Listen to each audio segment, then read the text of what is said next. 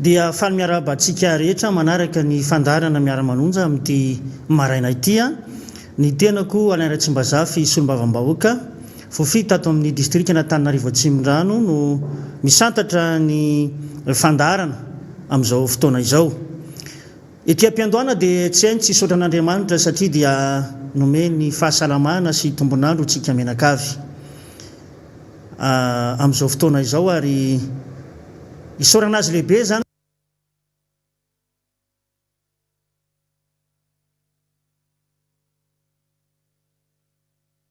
satria dia izy no afaka mitondra antsika amin'izay fananantsika tombonandro izay ary isika moa maha-kristianina dia mametraka ihany koa ny fiainantsika eo am-pelatanan'Andriamanitra. Eto ihany koa dia tsy hainy tsy hitondra ny firarintsoa ho an'ireo namantsika avatsika tsy salama na any an-trano zany na any amin'ny hôpitaly ary koa dia mitondra ny teny fampaherezana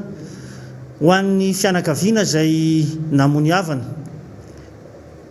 amin'izao fotoana izao na amin'ny aretina Covid-19 zany na aretina hafa dia izay eto amin'ny miara-manonja dia miondrika mpanajana ary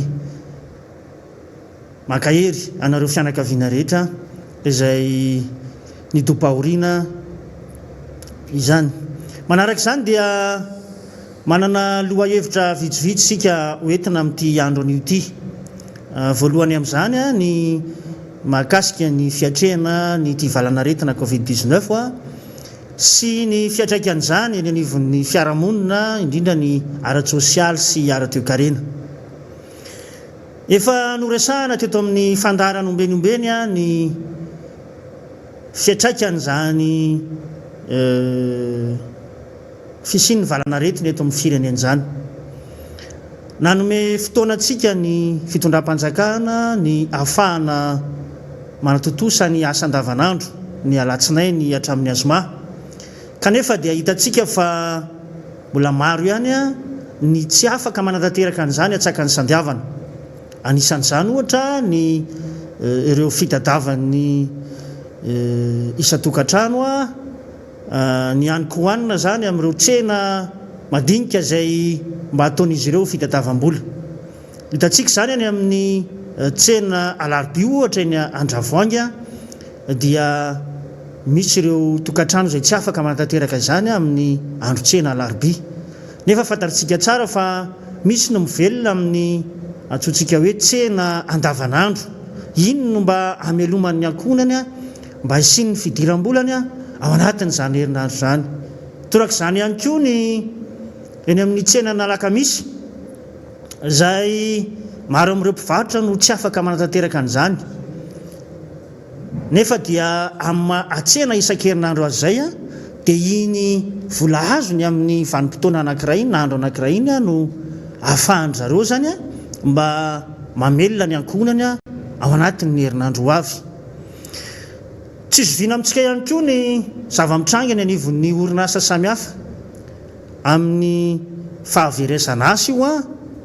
toy ny fanomezana chômage teknika ohatra amin'ny reny mpiasa ny anivon'ireny orinasa afakaba reny na ihany koa ny fahaverezana asa tanteraka toy ny anivon'ny mpitatitra zany zao amin'izao fotoana izao dia ny rahantsika malala ny fitarainana sy ny menimenina izay ataon'izy ireny satria dia efa tsy manana orotina intsony hamelomana ny vady aman-janaka hamelomana ny ankorana. Tena tsapa fa miatra isam-baravarana ny fahasahiranana ary tsapa ihany koa fa miena ny herijika amin'ny malagasy miatrika ny valanaretina ankehitriny satria ao ny tsy fahampiana amin'ny sehatra ny sakafo ka miena ny hery fiarovana izay tokony hiadiana amin'izany aretina izany.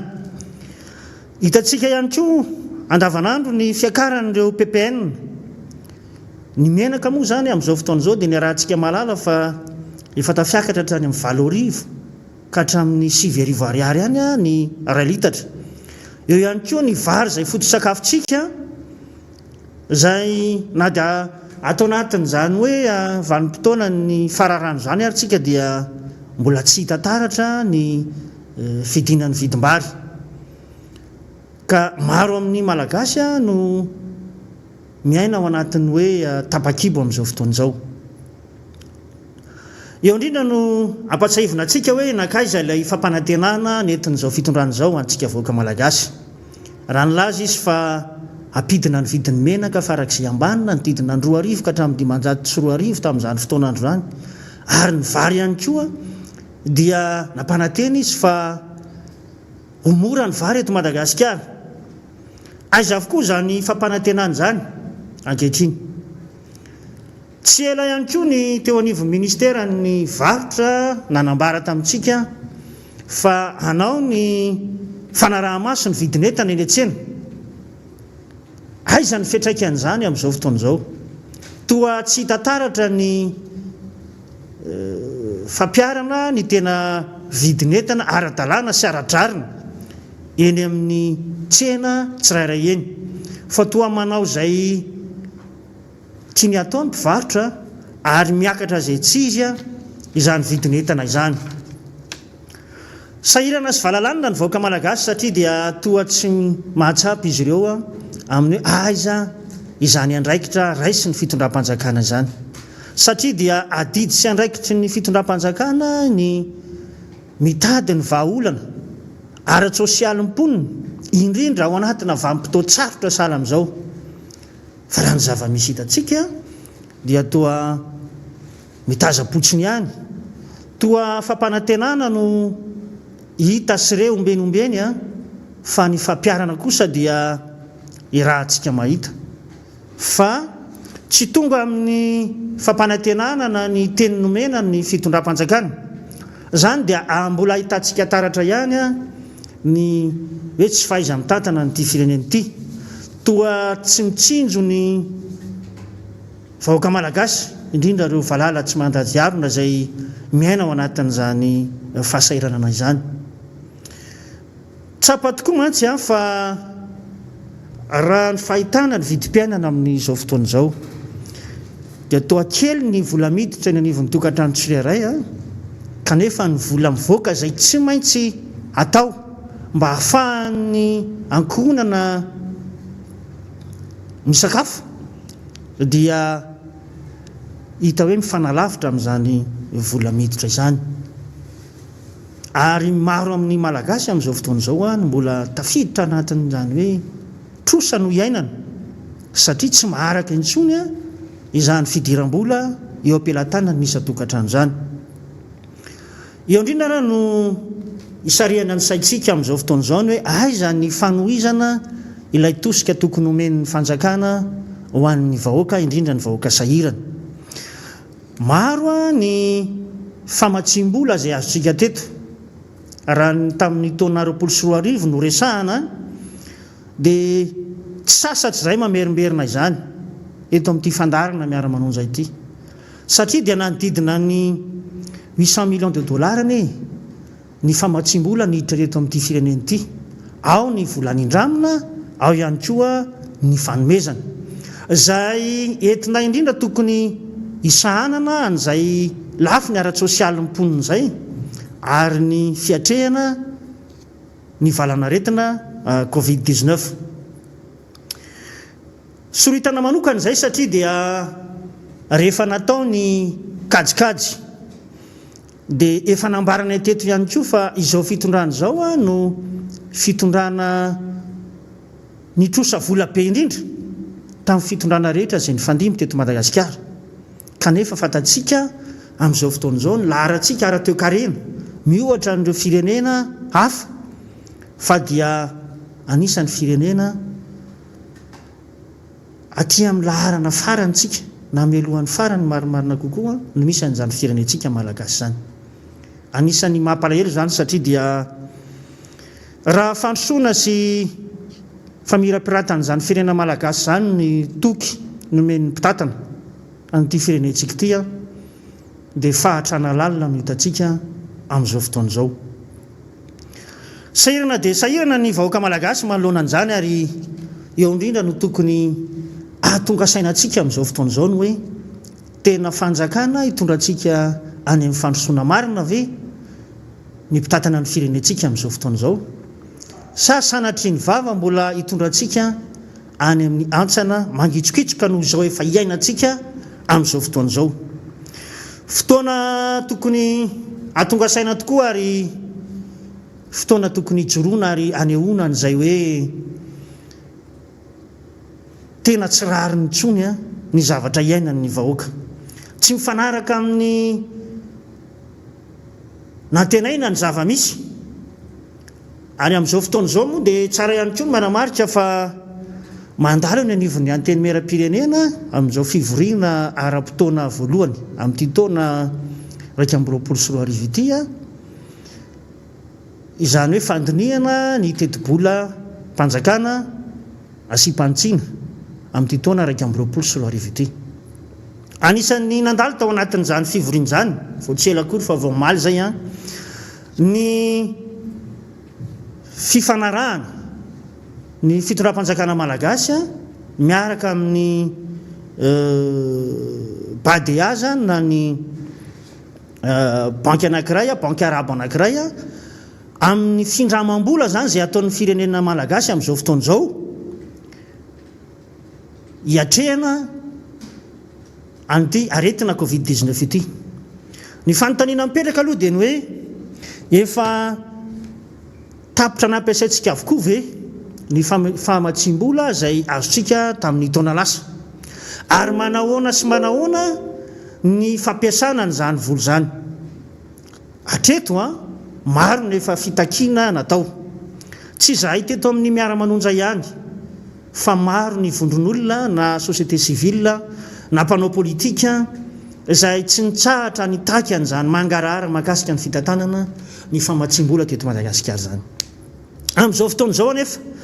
dia mitentina 5 millions de dollars indray ny vola izay hotrosaitsika firenena malagasy mba hiatrehana an'izany valanaretina izany. Ny BADEA na ny banky arabe pour le développement économique en Afrique moa no mifampiraraha fitondram-panjakana amin'izao fotoana izao amin'izany famatsim-bola izany. Izay mariaka eto anjarantsika ny mandinika fa zareo amin'ny firenena arabo aloha zany zao no lasa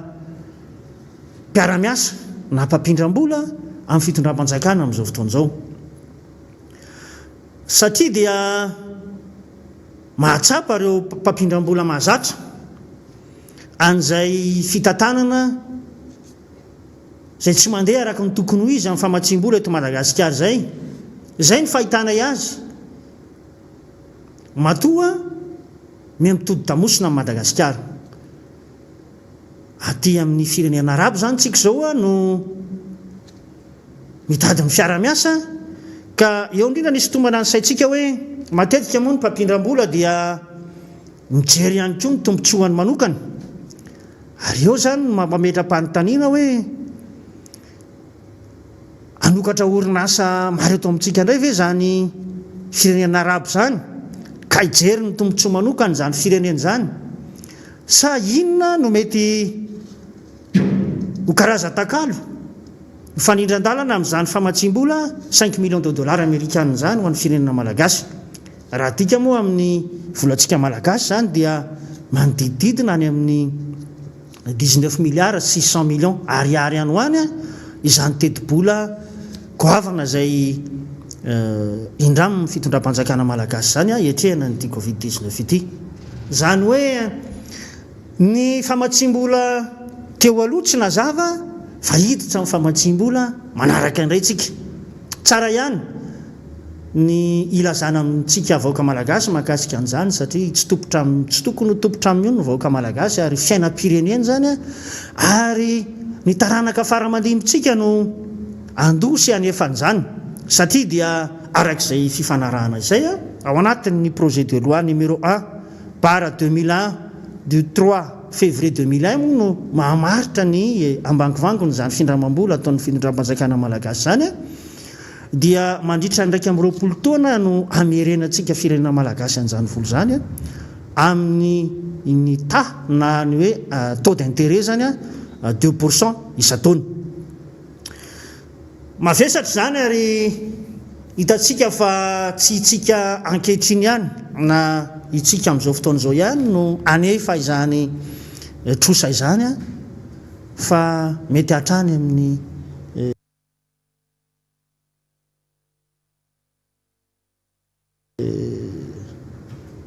taranakitsika any zany a dia manana didy manana andraikitra ny anefany zany trosa zany a amin'ireo firenena arabo ireo. Tsara ny mampafantatra an'izay atsika vahoaka malagasy satria dia anisan'ny diniana eny anivon'ny anteny miaram-pirenena ary nandeha tao anatin'ny science plein air na ny fivorimbe azombe somaro atrehana moa ny fivorimbe kanefa moa amin'izao fotoan'izao dia natao amin'ny alalan'ny apitrain-davitra zany a dia nandalo tao anatin'izany fivoriana izany a ny mahakasika tia findramatsika vola amin'ny firenena arabo ity. Ny lohahevitra manaraka indray tiana ampitaina amintsika amin'ity zoma mamarana ny herinandro ity a dia hitodika kely tsika mahakasika ny vaksiny.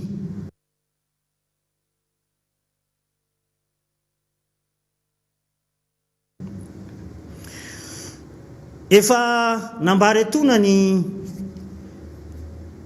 atao hoe fanakianana izay nataony ny mpitondra fanjakana na ny minisitra zany a minisitra ny serasera na ny filoham-pirenena mahakasika ny vaksiny a karazam-baksiny izay tonga any amin'ity firenentsika ity na dia efa noaratsiana toninona ary zany vaksiny zany a dia ny fitondram-panjakana ihany namela ny karazam-baksiny a ny AstraZeneca na ny Covishield izay ampiasaitsika sy hozaraina amin'ny vahoaka malagasy amin'izao fotoan'izao. Asa moa na fifandrifinjavatra ary ny rarina moa mba tsy ho zay hoe effet secondaire na no vokatry ny fanaovana an'ity vaksiny Covishield tya no namozana ny ainy dokotera iray ao amin'ny CHU Antambobe Fianaratsoa. Eto moa dia izay eto anivon'ny miara-manonja dia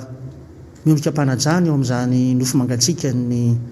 namatsika izany ary makahery ihany koa ny fianakaviana manontolo satria dia mafy tokoa zany fisarahana matany a fisarahana manaina. Raha araky ny loharanom-baovao azy lohatra eto dia mbola isy ny fanadiadiana fa engany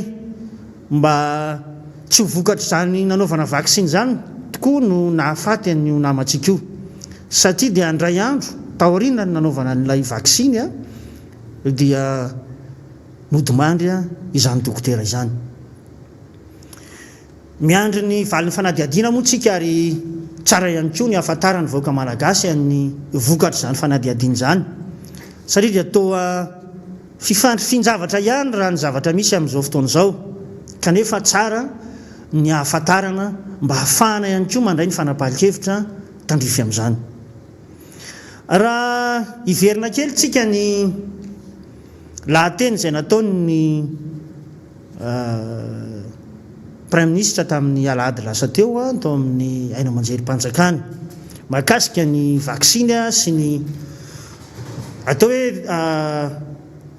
programme ny fanjakana mahakasika an'ity vaksiny ity dia anisan'ny soritany tao fa manana vina ny fanjakana ny fitondram-panjakana malagasy ny anao vaksiny ny olona eto Madagasikara zany izay mitentina izay miisa hatrany amin'ny 4 millions any hoany na 4 tapitrisa zay zany ny akapobeny no tombatombana everiny fitondram-panjakana ho isan'ny olona anaovana vaksiny amin'ity valanaretina Covid-19 ity zany. Fantatsika tsara nefa fa raha ataotsika ny atotanisa mifanahatsahana amin'izay isa izay everina izay dia manodidina ny 700 isan-jato ny vahoaka malagasy zany no everiny fitondram-panjakana fa hovitaina vaksiny atao anatin'izany campagne de vaccination zany. Tsara nefa no manamarika fa raha tena hijery ny immunité collective tsika na ny hoe ny heverina fa tsy hiparitahany zany valanaretina zany ntsony ato amin'ny tanyntsika dia tokony manodidina any amin'ny 50 ka hatramin'ny 60 isanjaton'ny mponina any hoany no tokony hisitraka an'izany vaksiny zany. Aiza ho aiza ary izany elanelana isa izay heverin'ny fitondram-panjakana amin'isan'ny vahoaka malagasy izay tokony atao vaksiny sy ny tany heverina ara-pahasalamana kosa fa mba tsy hiparitahany valanaretina. Zay hitantsika fa mifanalavitra be zany hoe 14% sy ny 60% zany ary raha ny vaksiny zay tonga eto amintsika ary amin'izao fotoan'izao dia fantatsika tsara fa tsy nahatonga fa tsy 250 000 dose sika zay 250 000 dose io dia raha jerena indray ny tany zany dia olona ray isanjaton'ny mponina raha heverina ho 520 tapitrisa ny vahoaka malagasy dia any amin'ny ray isanjaton'ny vahoaka malagasy ihany no hisitraka an'io 250 000 dose io. Raha ohatra ka dozy anankiray ihany no ampiarina amin'ny olona anankiray kanefa amin'ny sehatra ara-pahasalamana dia vao marina fa mila manao rappel na hoe mila dozy anankiroa zany ny olona anankiray izay mety elanelana io ao amina ray volana sy tapany na 2 volana eo eo ny elanelany izay vaksiny voalohany sy ny vaksiny faharoa zay. Ny fanontaniana zany amin'izao fotoan'izao dia hoe raha ny 250 000 dose no heverina anaovana vaksiny eto Madagasikara dia tsy misy afa-tsy ny 125 000 olombelona ihany zany no afaka hisitraka an'io raha ohatra ka atao vaksiny voalohany sy atao an'ilay rappel faharoa zany ny olona anankiray. Zay hitantsika fa kely dia kely ny tany zany raha oharina amin'ny isan'ny mponina eto amintsika satria dia raha ny isanjato indray no jerena dia any amin'ny 0,5% zany amin'ny vahoaka malagasy ihany no mety hisitraka vaksiny raha io 250 000 dose io no heverina fa vaksiny zay aparitaka manerana ny nosy. Eo zany no isitomana ny saitsika amin'izao fotoan'izao hoe aiza ho aiza ilay tetiandro pahatongavany andihana vaksiny manaraka ary mbola io vaksiny AstraZeneca na io Covishield ihany ve ny any vaksiny afarantsika eto Madagasikara satria hita sy tsapa amin'izao fotoan'izao fa na hatrany amin'ny fitondram-panjakana faratampony azy dia toa marisarisa amin'izay hoe fanehoana amin'ny fitarihana ny vahoaka malagasy irosa amin'ny fanaovam-baksiny zay ary efa nomarihana ihany koa tato anatin'ny fandaharana fa toa tsy ampy na atao ihany koa hoe tsy natao vaindohan-draharaha ny fampahafantarana na ny hoe ny campagne de vaccination mahakasika an'ity valanaretina Covid-19 ity raha oharina amin'ny campagne de vaccination hafa izay hita eto amin'ny tany sy ny firenena. Izay ny sitomana ny saitsika hoe ahoana marina ny tena fandraisan'ny fitondram-panjakana amin'ity ady atao amin'ny valanaretina Covid-19 ity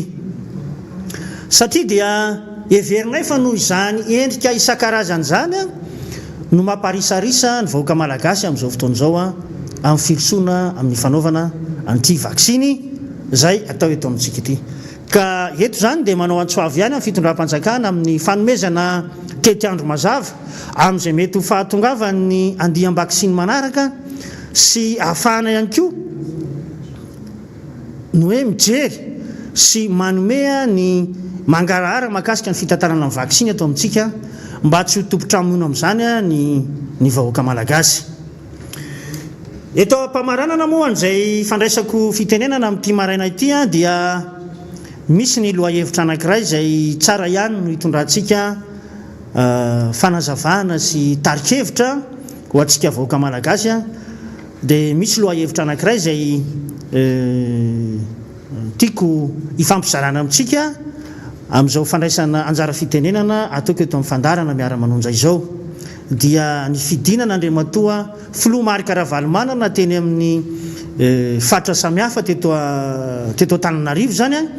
izay tsara ihany ny hitondrantsika fanazavana. Hitantsika fa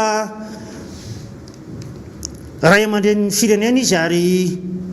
tsy nitsahatra naneo an'izay fitiavan-tanindrazana izay, indrindra dia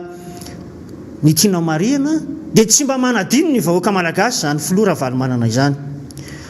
Tsapany ary eny ny fitarainana maro izay avy amintsika vahoaka malagasy a, tsapany ihany koa indrindra ireo krizy telo sosiny, dia ny krizy ara-tsosialy izay vokatry ny tsy fisiana asa eto amintsika na ny fahaverezana asa, tsapany ihany koa ny krizy ara-toe-karena izay ao ny atao hoe fitangany vidim-piainana amin'izao fotoana izao, ary tsapany ihany koa ny krizy ara-pahasalamana izay miatra amintsika vahoaka malagasy. Etsy an-daniny ihany koa dia tsapany ary fantany sy ametrahany ny antsoina hoe fitolomana mihitsy amin'izao fotoana izao no ity zavatra asehoan'ny fanjakana dia ny mahakasika ny fanitsakitsahana ny lalam-pandroenana sy ny zo fototra ary ny tsy fanajana ny fahalalahana fototra ny eo hevitra eto amintsika. Tsy mitsahatra mitondra fanehoan-kevitra manoloana an'izany izy, ary hitantsika ihany koa sy tsapantsika fa ny eto amin'ny fandarana miara-manonja dia mitondra foana an'izay fanamariana samihafa na tsikera izay hita sy tsapa fa tsy mifanaraka amin'ny tokony ho izy amin'ny fitantanana ny raharaham-pirenena, dia mijoro hatrany ny ekipa eto amin'ny miara-manonja sy izany filoha Marc Ravalomanana izany. Tsy nieny fotsiny izy tany amin'ny hoe hainao manjery samihafa, fa ny vatantenany mihitsy no nidina ifotony mieno ny vahoaka malagasy, ary ny masony no mahita any zava-misy marina eny amin'ny eny ifotony. Hitantsika moa reny ny fifampiresahana izay nataony teny amin'ny fahasankarana izay nahitana an'ireo mpitatitra izay hoe ao anatin'ny olana tanteraka amin'izao fotoana izao, ny hainao an'izany izy. Eo koa ireo olana mianjady amin'ny mpivarotra sy ny vahoaka rehetra ka nahatonga azy nidina teny amin'ny faritra Nosy sy ny manodidina iny. Izany tokoa no antsoina hoe mpitarika mahay na hoe leader, satria manana n'ilay antsointsika hoe capacité d'écoute na ny fahaizana miaino ny vahoaka. Eto amintsika mantsy dia toa minimikipina minitsy miaino an'ireo fitarainana maro samihafa ny fitondram-panjakana, nefa dia ampatsahivika eto foana fa ny vahoaka malagasy no nametraka ny mpitondra, ary fahefana hindramina amin'ny vahoaka malagasy ny eo am-pelantanan'ny mpitondra. Mazava ho azy, ny vahoaka malagasy no tompon'ny fahefana, ary ny vahoaka malagasy no mahatsiaro mangiry firy amin'izao fotoana izao ka manao antsoantso amin'ny mpitondra fanjakana ny mba hijerena sy anakakaizana n'izany vahoaka izany, indrindra ny amin'ny lafiny ara-tsosialy. Ataoko fa fotoana tokony andraisan'ny fitondram-panjakana fanapahan-kevitra amin'izao fotoana izao no hoe tena mbola ho vitan'izao fitondran'izao ve ny tatana ny firenena ity, satria dia ao anatin'ny fahasairanana lalina ny vahoaka malagasy, ary toa mikatso avokoa ireo heverina fa ho fampandrosoana sy lalana ara-tsosialy izay tokony hivoahan'ny firenentsika. Ny ara-toe-karena efa tsy resahana intsony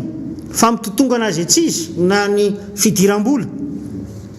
eo ny fitondram-panjakana malagasy, satria sahirana ny vahoaka malagasy tsy manana fahafahana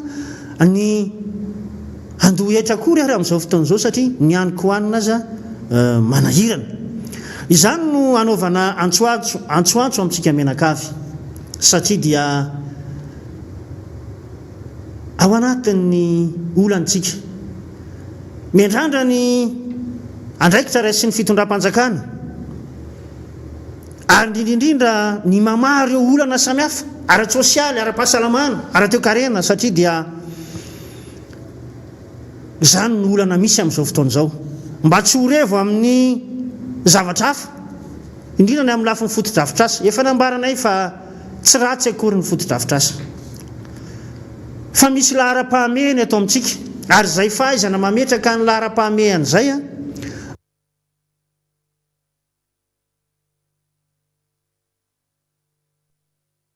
no ahafahan'ny firenentsika mamiarina raha-toekarena mba ahafahan'ireo tokantrano tsiray avy mba mahita zay anyko hoaniny mba ahafahan'ireo tokantrano tsiray avy mba mahita asa mba ahafahany mamelona ny ankonana izany antsoantso zany no apetraka ety ampamaranana nyty fandraisako fitenenana ity satria mbola maro moa ireo namana solombavam-bahoaka sy miara-manentana atao anatiny ty fandarana miara-manonsy ity a mbola hitondra ny fanehoan-kevitra samihafa mahakasika an'izany raha-pirenena izany fa eto dia mbola amafisiko fa miainao tsika vahoaka hatrany a ny filoha marika Ravalomanana ary raha nidina teny fotony izy a dia naheno ary andinika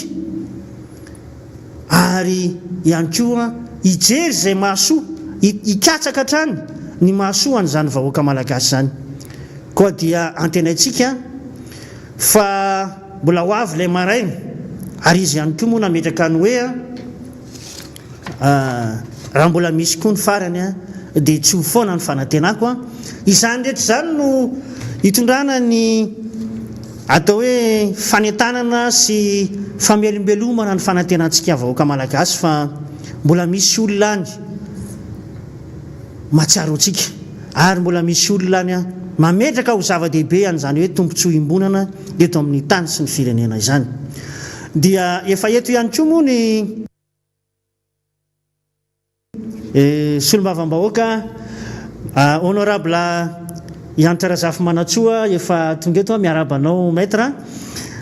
efa tonga eto izy amin'izao fotoana izao ary atolotra azy ihany koa ny manohy izao fandarana izao satria dia izy ity moa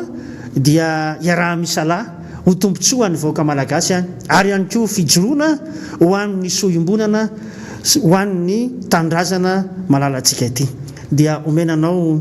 honorable ny fanohizana izao fandarana izao mankasitraka namana Laratsimbazafy ary misaotra amin'ny fanehoan-kevitra sy fitondrana ny anjara biriky amin'ity fandarana ity manatitra ny fiarabanantsika rehetra manaraka an'izao fandarana izao maraina izao zoma maraina melohany ko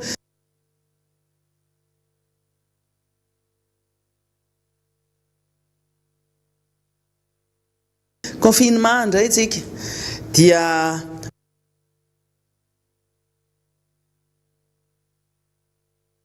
manao kopakopa-tanana ho antsika rehetra zay manaraka an'izao fandarana zao naiza misy antsika kopakopa-tanana manokana ho anareo ao Befiloha ao kopakopa-tanana manokana ho anareo any am-piasana zay nangataka izany ary kopakopa-tanana manokana ihany koa ho anareo any Andafindrika any Frantsa zay manomboka miditra amin'ny été na ny fotoana mahafinaritra mafana dia hiatrika hafanana be ihany koa ianareo zay aty a somary ratsy ny toetrandro androany eto Antananarivo sady mangatsika no manerika ary manomboka miditra ao anatiny zany andro ririnina zany zrika zany eto Antananarivo na dia voalaza ara moa zany fa mandritry ny andro vitsivitsy zay toetrandro zay no ratsiratsy kely raha pitsitsika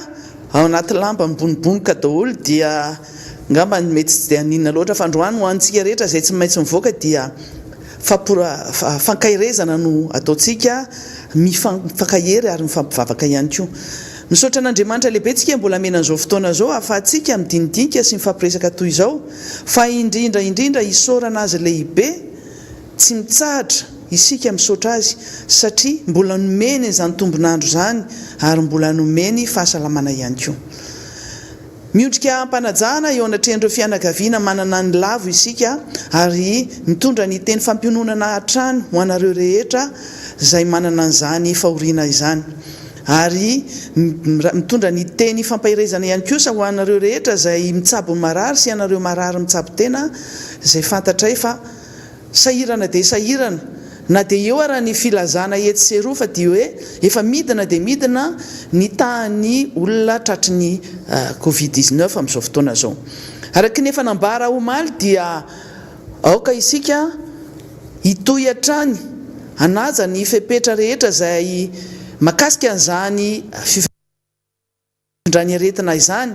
ary hanao ohatrany mbola misy foana ary mafy foana izany aretina izany satria mamitaka ireny filazana izay ataony tompon'andraikitra voalohany fahasalamana indrindrandrindra izay manjary lasa mampiravoravo tanana antsika hoe dia efa nidina ny tamin'ny olona marary sy ny sisa sy ny sisa. Tsy sanatry ny vavintsika rehetra dia maniry hoe nisy aretina foana eto amin'ity firenena malagasy ity fa ny zavatra tiana tenena fotsiny dia hoe aleo aloha tsisy misioka aloha raha tsy mivoaka ny ala tanteraka ary aleo aloha tsika tsy anao tsinitsinina an'ireo olona maty sy marary manodidina antsika ao anatin'ny fiarahamonina rehetra ireny. Mbola tena mamely ary mamono io aretina io na eo ara ny fanaovana vaksiny izay misy amin'izao fotoana izao. Maro ny olona marisarisa sy matahotra taoriana ny filazany ny filoham-pirenena sy ministry ny serasera ny heviny mikasika an'iny vaksiny AstraZeneca iny fa indrindra ilay generika ilay Covishield zany. Maro ny olona no miravoravo tanana sy miaia amin'ny tsy fanaovany tompon'andraikitra voalohany ny fanjakana vaksiny ary ny fialana ilany mahita irika ialana tsy hanaovana an'io vaksiny io fa dia lasa mauvais exemple na hoe ohatra ratsy ho an'ny vahoaka malagasy izay manantena fa hoe hanao vaksiny dia hisy fanefitra amin'izany aretina izany. Zany resaka vaksiny zany nataontsika resaka matanjaka be teto amin'ity fandarany ity fa ny mahavariana dia satria ny mpanohitra no miteny dia lasa manohitra ny mpanohitra ny mpitondra. Iny moa zany efa terentsika foana hoe ianareo nge no mitondra fa tsy mpanohitra ary ny mpitondra no tsikeraina amin'ny zavatra tsy mety izay ataony anitsiny ny lalakaleny amin'ny fitondrana ny firenena. Fa ny eto Madagasikara moa zany dia mitsimbadika lasa le mpanohitra no enjehan'le mpitondra ary io no ataony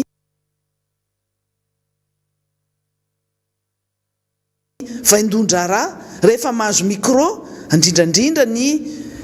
olona mahazo micro na manana ny monopole micro anatin'ny fitondram-panjakana satria hoe porte parole ny gouvernement. Fantatritsika fa misy zavatra diso ary tena hoe fampitana zavatra diso tanteraka no lazainy indraindray ary mampitsapaka n'le filoham-pirenena sy fitondram-panjakana fa tsy vitan'izay fotsiny fa mamatotra mihitsy n'le fitondram-panjakana ny mamatotra ny gouvernement amin'le teny ataony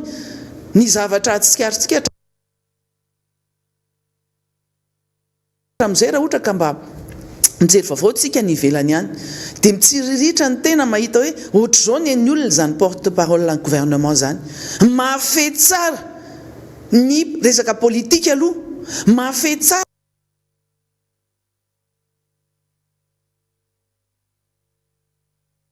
ny fitantanana ny firenena amin'ny ankapobeny ary manana culture générale ambony be mahafinaritra tsy misalasala ary tena hoe tsotra nefa ny valiteny mazava izay ataon'ireny porte parole ny gouvernement reny.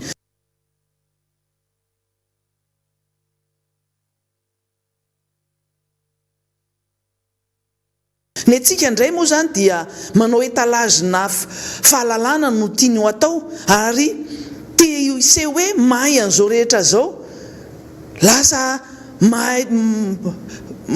lavitra noho ny expert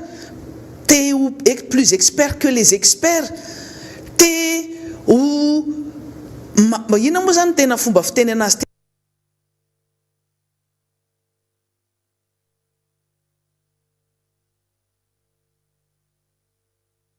tena mafifoaka anazy amin'ny teny malagasy hoe miseho mahay mihoatra ny olona mahay sy mafehy an'le taranja na domaine misy an'le olona dia lasa diso mihitsy ny zavatra tenenina satria lasa opinion personnelle hevitry samirery no avoakany eo fa tsy ny hevitry ny gouvernement sy mpitondra fanjakana ary tsy nagagatsika mihitsy raha ohatra ka tamin'ireny fotoana nanaova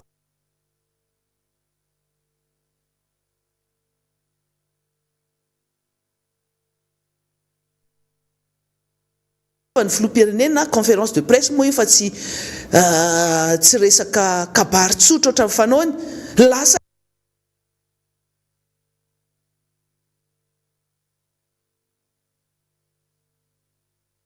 le filoham-pirenena no lasa miteny aorianany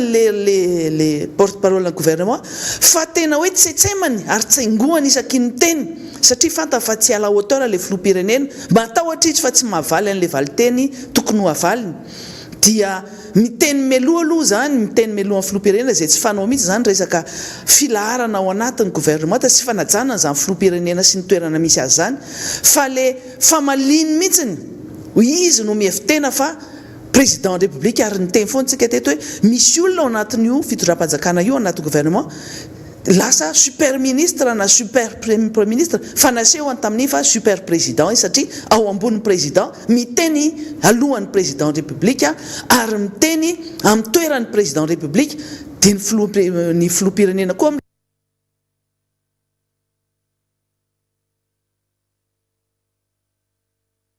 dia miteny fotsiny hoe ndao ary ndao fa miteny ianao dia rehefa avy miteny izy dia hoe feno ny voalazan'ny ramatoa ministra dia tena gaga mihitsy tena samy reto zany moa hoe samy jamba amin'ny fampitatana tena jamba amin'ny fampitatana anohy ny fitenenana resaka maromaro rehefa aveo fa misy kopakopatanana ho ataoko amin'ity olona nangataka an'ity hira ity hoe mba alefasao efa ela nisy karazany maro ianareo nangataka hira ho alefa amin'ity fandarana ity noho ny fotoana tsy ampy dia tsy afaka mandefa an'izany fandarana zany tsika androany tsika afaka mandefa kely hira izay saintsaina sy saintsainatsika sy hira fa nivelany moa izy io fa samy mihaino isika dia samy tsakotsako avy eo ny antony mahatonga atsika tsy afaka mandefa an'ireny hira reny indrindrandrindra fa ao anatin'ny YouTube misy an'ireny droit d'auteur tsy maintsy ajaintsika reny tsy afaka mandefa an'ireny ohatr'izao fotsiny tsika fa tsy maintsy misy ny fandaminana sy ny fomba atao ara teknika mba ahafahana mandefa an'ireny fandarana reny tsy hoe tsy te handefa an'ireny hira alefanareo reny izay akory tena misy hira tena tiana izaraina mafy amintsika mihitsy na hira malagasy na hira avy any ivelany ihany fa noho izay antony izay no tsy ahafahantsika mandefa ny zany hira zany eto fa eo ihany koa ny fotoana indraindray tsy ampy mihitsy satria maro no mandray fitenenana na maro ny lahevitra izay atao eto na lava ny fandraisana fitenenana izay atao dia somary ajanona zay androany tsika afaka kely manao an'izay hoy aho kopakopatanana ho an'ny namana député fidèle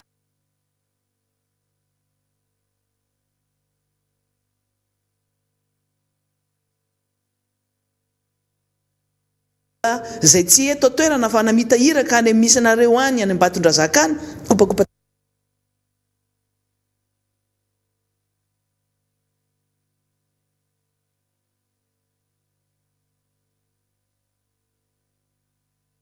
tanana ho anareo an'ny faritra rehetra iny ndao ary tsika ihaino an'le hira aloha raha ohatra ka mandeha le izy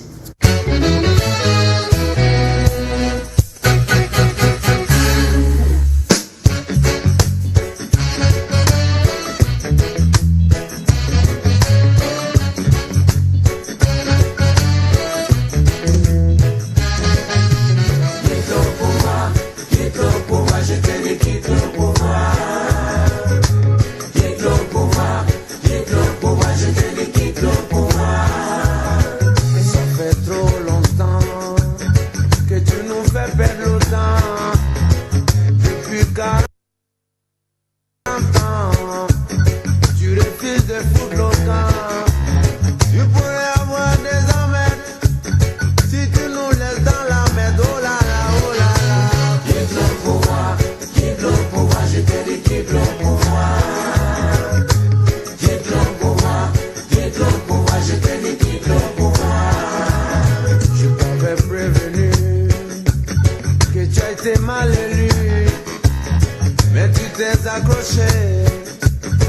Aujourd'hui tout est gâché.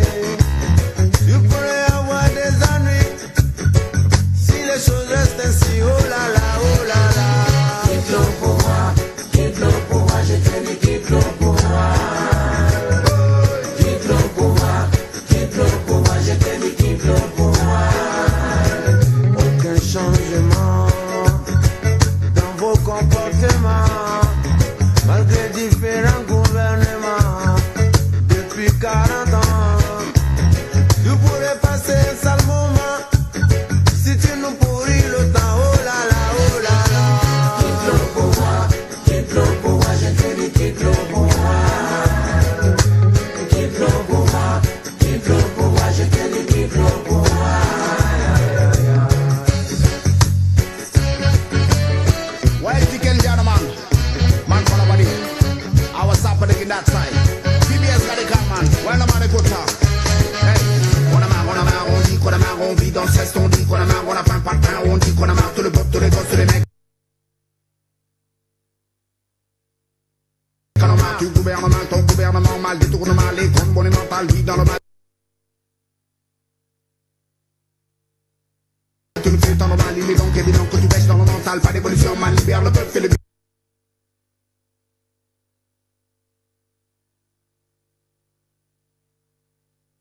fais le bien, mal, libère le peuple, et pense à demain, mal, libère le peuple, tu le fais pour le bon, tu le fais pour le peuple, restez tout le temps.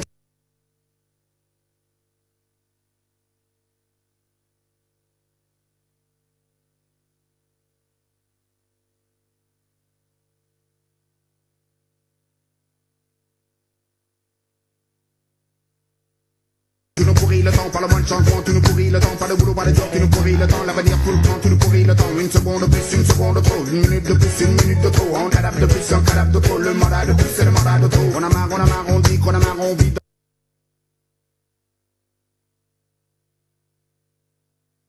dans le stress, on dit qu'on a marre, on a faim, pas de pain, on dit qu'on a marre, tous les peuple, tous les gosses, tous les mecs, on a marre, voilà la portée, sort dans le calme, pas de balle, pas de sang, tu sors dans le calme, yo, voilà la portée, sort dans le calme, tu t'es la valise, sort dans le calme.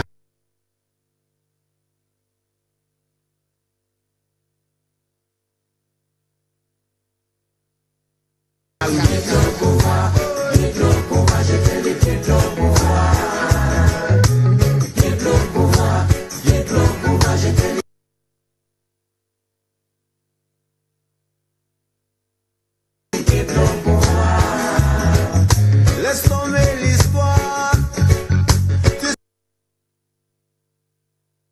sais bien pourquoi. Monsieur le Président, sans incident.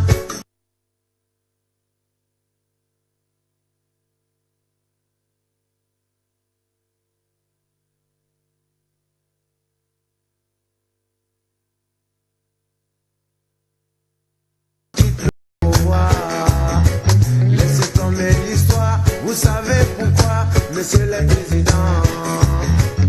Quittez le pouvoir, Monsieur le Président. Si vous aimez votre peuple,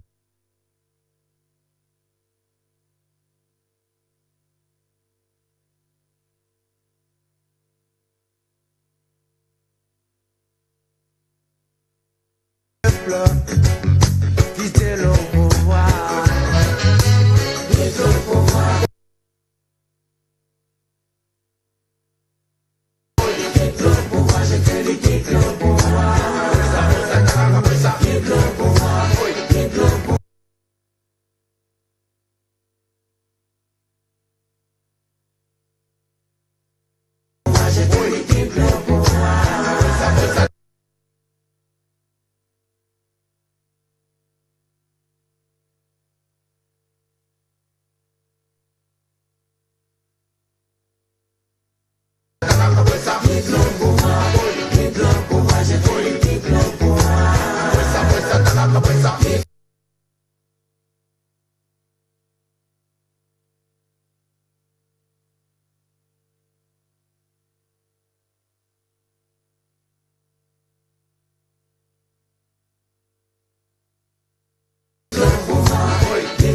pouvoir. Je te dis quitte le pouvoir.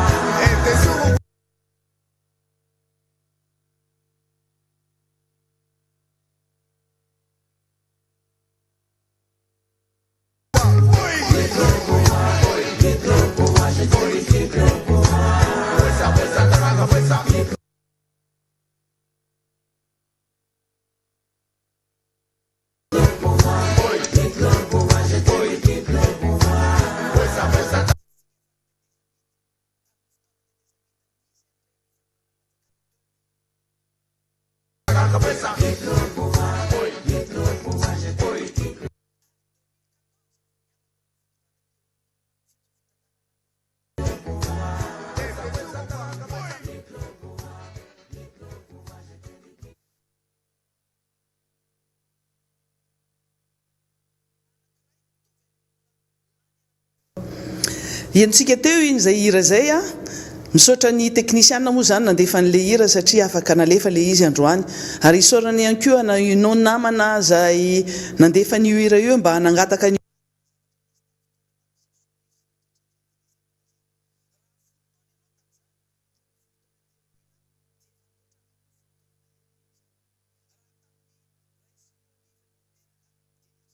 fa amintsika amin'teny zao 2021 ireo alefa eto amin'ity fandarana miara-manonja ity tena tenenina ao anatin'izay zay hira zay a tsy niaina ny olana ny iainanay zay mitondra ny titre mitondra ny lohan'ny ny titre hoe quitte le pouvoir misy de zao mahafoaka zavatra marobe zany hoe quitte le pouvoir zany ary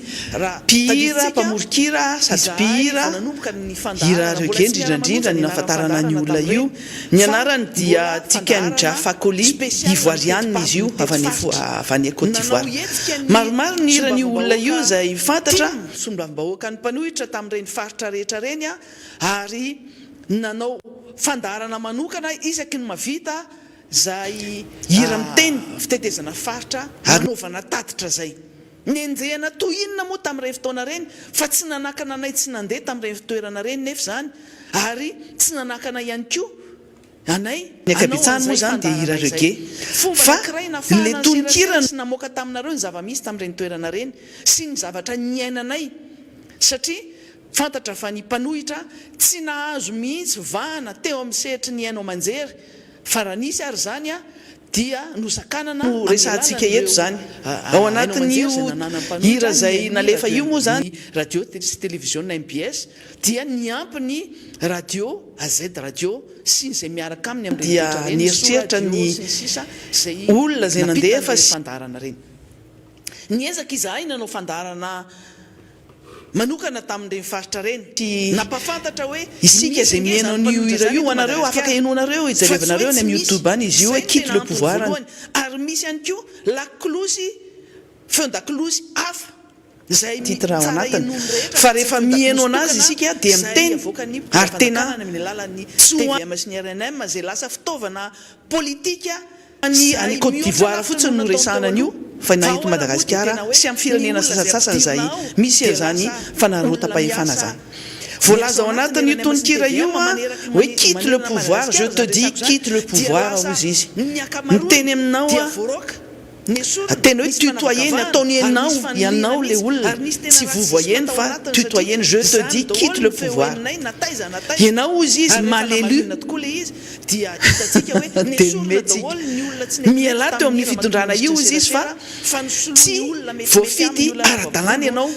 mal élu ratsy ny fomba fidianana anao jeriny eto Madagasikara tsika dia le olona mitondra am'izao olona reny no roana dia nosoloana olona ao anatin'ny antokony ministre CRC anaty freedom zany fotoana zao tsika eto miteny hoe miala tany ianareo fa tena tsy mahay mitondra ary rehefa nivoaka reny proof zay navoaka ny vice président Seni reny a zavatra ao ataony eo nanenjika ny team sy ny mpanohitra ny RMDM tena namoaka tony bomba iny resaka doublon iny fa dia matsapa tena daholo tsika rehetra hatramin'ny izy ny ary tsy nitsahatra zany raha tsy taty amin'ny 2014 fitondrana tetezamita milaza fa lanim-bahoaka sy mamim-bahoaka misangisangy moa ataony ankizy any anatin'ny tambajotra seraserany le hoe mamim-bahoaka dia ataony ankizy hoe sucré du peuple ary nanangana reny fandarana miara-manonja reny dia miara-manonja sy fandarana amin'ny tety faritra reny émission spéciale reny dia nisy eritreritra satria député Tim dia misy karazana olona atao anatiny ato ary arabasoa arabatsara misy me fotsiny rehefa mahita reny zavatra reny niaraka tamin'izany fotoana zany niaraka nanonga-panjakana tsy menatra izy nijoro tamin'izany hoe tena niaraka tokoa tamin'ny Andry Rajoelina ny tenako ary niaraka nanonga-panjakana nanongana ny Marc Ravalomanana fa le zavatra tiana tenenao zany ao anatin'ny hira iny dia misy message tiana pitaina tsy fanekeny ny zavatra ataon'le mpitondra tamin'izany fotoana zany dia saza vily lalana an'ireo mpitondra zay mihevi-tena fa rehefa tonga amin'ny fitondrana io a dia manadino hoe ahoana ny fomba natonga anaty teto amin'ity toerana ity. Mierikeritra fa rehefa tafapetraka ao amin'ny seza mafiloam-pirenena azy izy na amin'ny toerana zay lazana fa hoe nahazo fahefana izy dia mieritreritra fa hoe tsisy lalana azo ny olona mifidy azy sy ireo olona rehetra niraitsykombakomba tamin'ny fomba nipetrahany to amin'ny fitondrana io. Adinony ihany koa fa misy olona na tsy niraitsykombakomba ary fa tena nisy olona nanana conviction zay nametraka anazy to amin'ny toerana io, nanohana anazy tamin'ny fifidianana, nanohana anazy ara-bola, nanohana anazy ara-pitaovana, nanohana anazy vata-tenany mihitsy nanao an'ireny fampelezan-kevitra reny namony tena nanao an'izao rehetra zao nanoanana an'le filoha na sombavambahoaka na olom-boafidina izy an'izy io fa le filoam-pirenena resantsika androany. Ary ao anatin'izay zavatra izay a, ao anatin'izay hira zay izahay telo mianada na intenako hoe ianao a quitte le pouvoir ozy izy vous êtes tu es mal élu ratsy ny fomba nalany ianao fa mbola resanao anatin'io ihany koa dia hoe be dia be ny olana nataonao napetraka ao sy ny zavatra olana ao anatin'ny firenena dia ho an'le firenena ny ivoiriana moa zany any Côte d'Ivoire dia hoe efa amataonany maro efa polo taona telopolo taona le olona mipetraka ho filoham-pirenena eo fa tia Madagasikara kosa dia na tsy ampy ara zay fotoana zay hoe mbola tsy ampy telopolo na roapolo taona na ina efa nisy tany aloha tany tamin'ny fotoana ny andro ny amiraly tompokila amiraly Diratsiraka fa tamin'ity indray mitoraka ty kosa dia tadiditsika efa niteteza mita tamin'ny fotoana tetezamita nisy an'ireny fanonganam-panjakana 2009 ary 2014 vao niala tao amin'ny fitondrana teo amin'ny fitantanana ny fanjakana ny filoha ankehitriny. Midika an'izany navita mandat anankiray mitovy amin'ny olona lany ara-pomba demokratika ny fitondrany tamin'izany mandat nataony tamin'ny tetezamita zany. Eto moa zany maly ny resaka hoe maro ianareo ankizy sy tanora zay tsy nalala marina ny zavatra nisy tamin'ny fotoana tamin'ny sivisorarivo sy nandritra n'izany tetezamita zany. Raha 10 taona ianao tamin'izany 12 taona teoriana dia efa mihoatra ny 12 taona mahery ianao zany. Raha tamin'ny 1 sy 2 ianao niteraka dia eritrereto zany fa amintsika amin'teny zao 2021 dia 21 ans ianao zany zao. Ny tiana tenenina ao anatin'izay tsy nafantatra ary tsy niaina ny olana ny iainanay zay niainana zany fotoana tetezamita zany ianareo fa ny zavatra misy dia zao mitohy foana ny zavatra fampanantenana sy mipratika hatramintsika amin'ny teny zao. Nisy ny fanonganam-panjakana ary io tsy azo itovirana mihitsy raha tadiditsika izahay vao nanomboka ny fandaharana mbola tsy miara-manonja ny anaran'ny fandaharana tamin'ireny fa mbola fandaharana spesial mitety faritra nanao hetsika ny sombavambahoaka tim sombavambahoaka ny mpanohitra tamin'ireny faritra rehetra reny ary nanao fandaharana manokana isaky ny mavita zay fitetezana faritra nanaovana tatitra zay nenjehana tohinona moa tamin'ireny fotoana reny fa tsy nanakana anay tsy nandeha tamin'ireny fitoerana reny nefa zany ary tsy nanakana ihany koa anay anao an'izay fandaharana izay fomba anankiray nafahana ny serasera sy namoaka taminareo ny zava-misy tamin'ireny toerana reny sy ny zavatra niainanay satria fantatra fa ny mpanohitra tsy nahazo mihitsy vahana teo amin'ny sehatry ny ainao manjery fa raha nisy ary zany dia nosakanana amin'ny alalan'ireo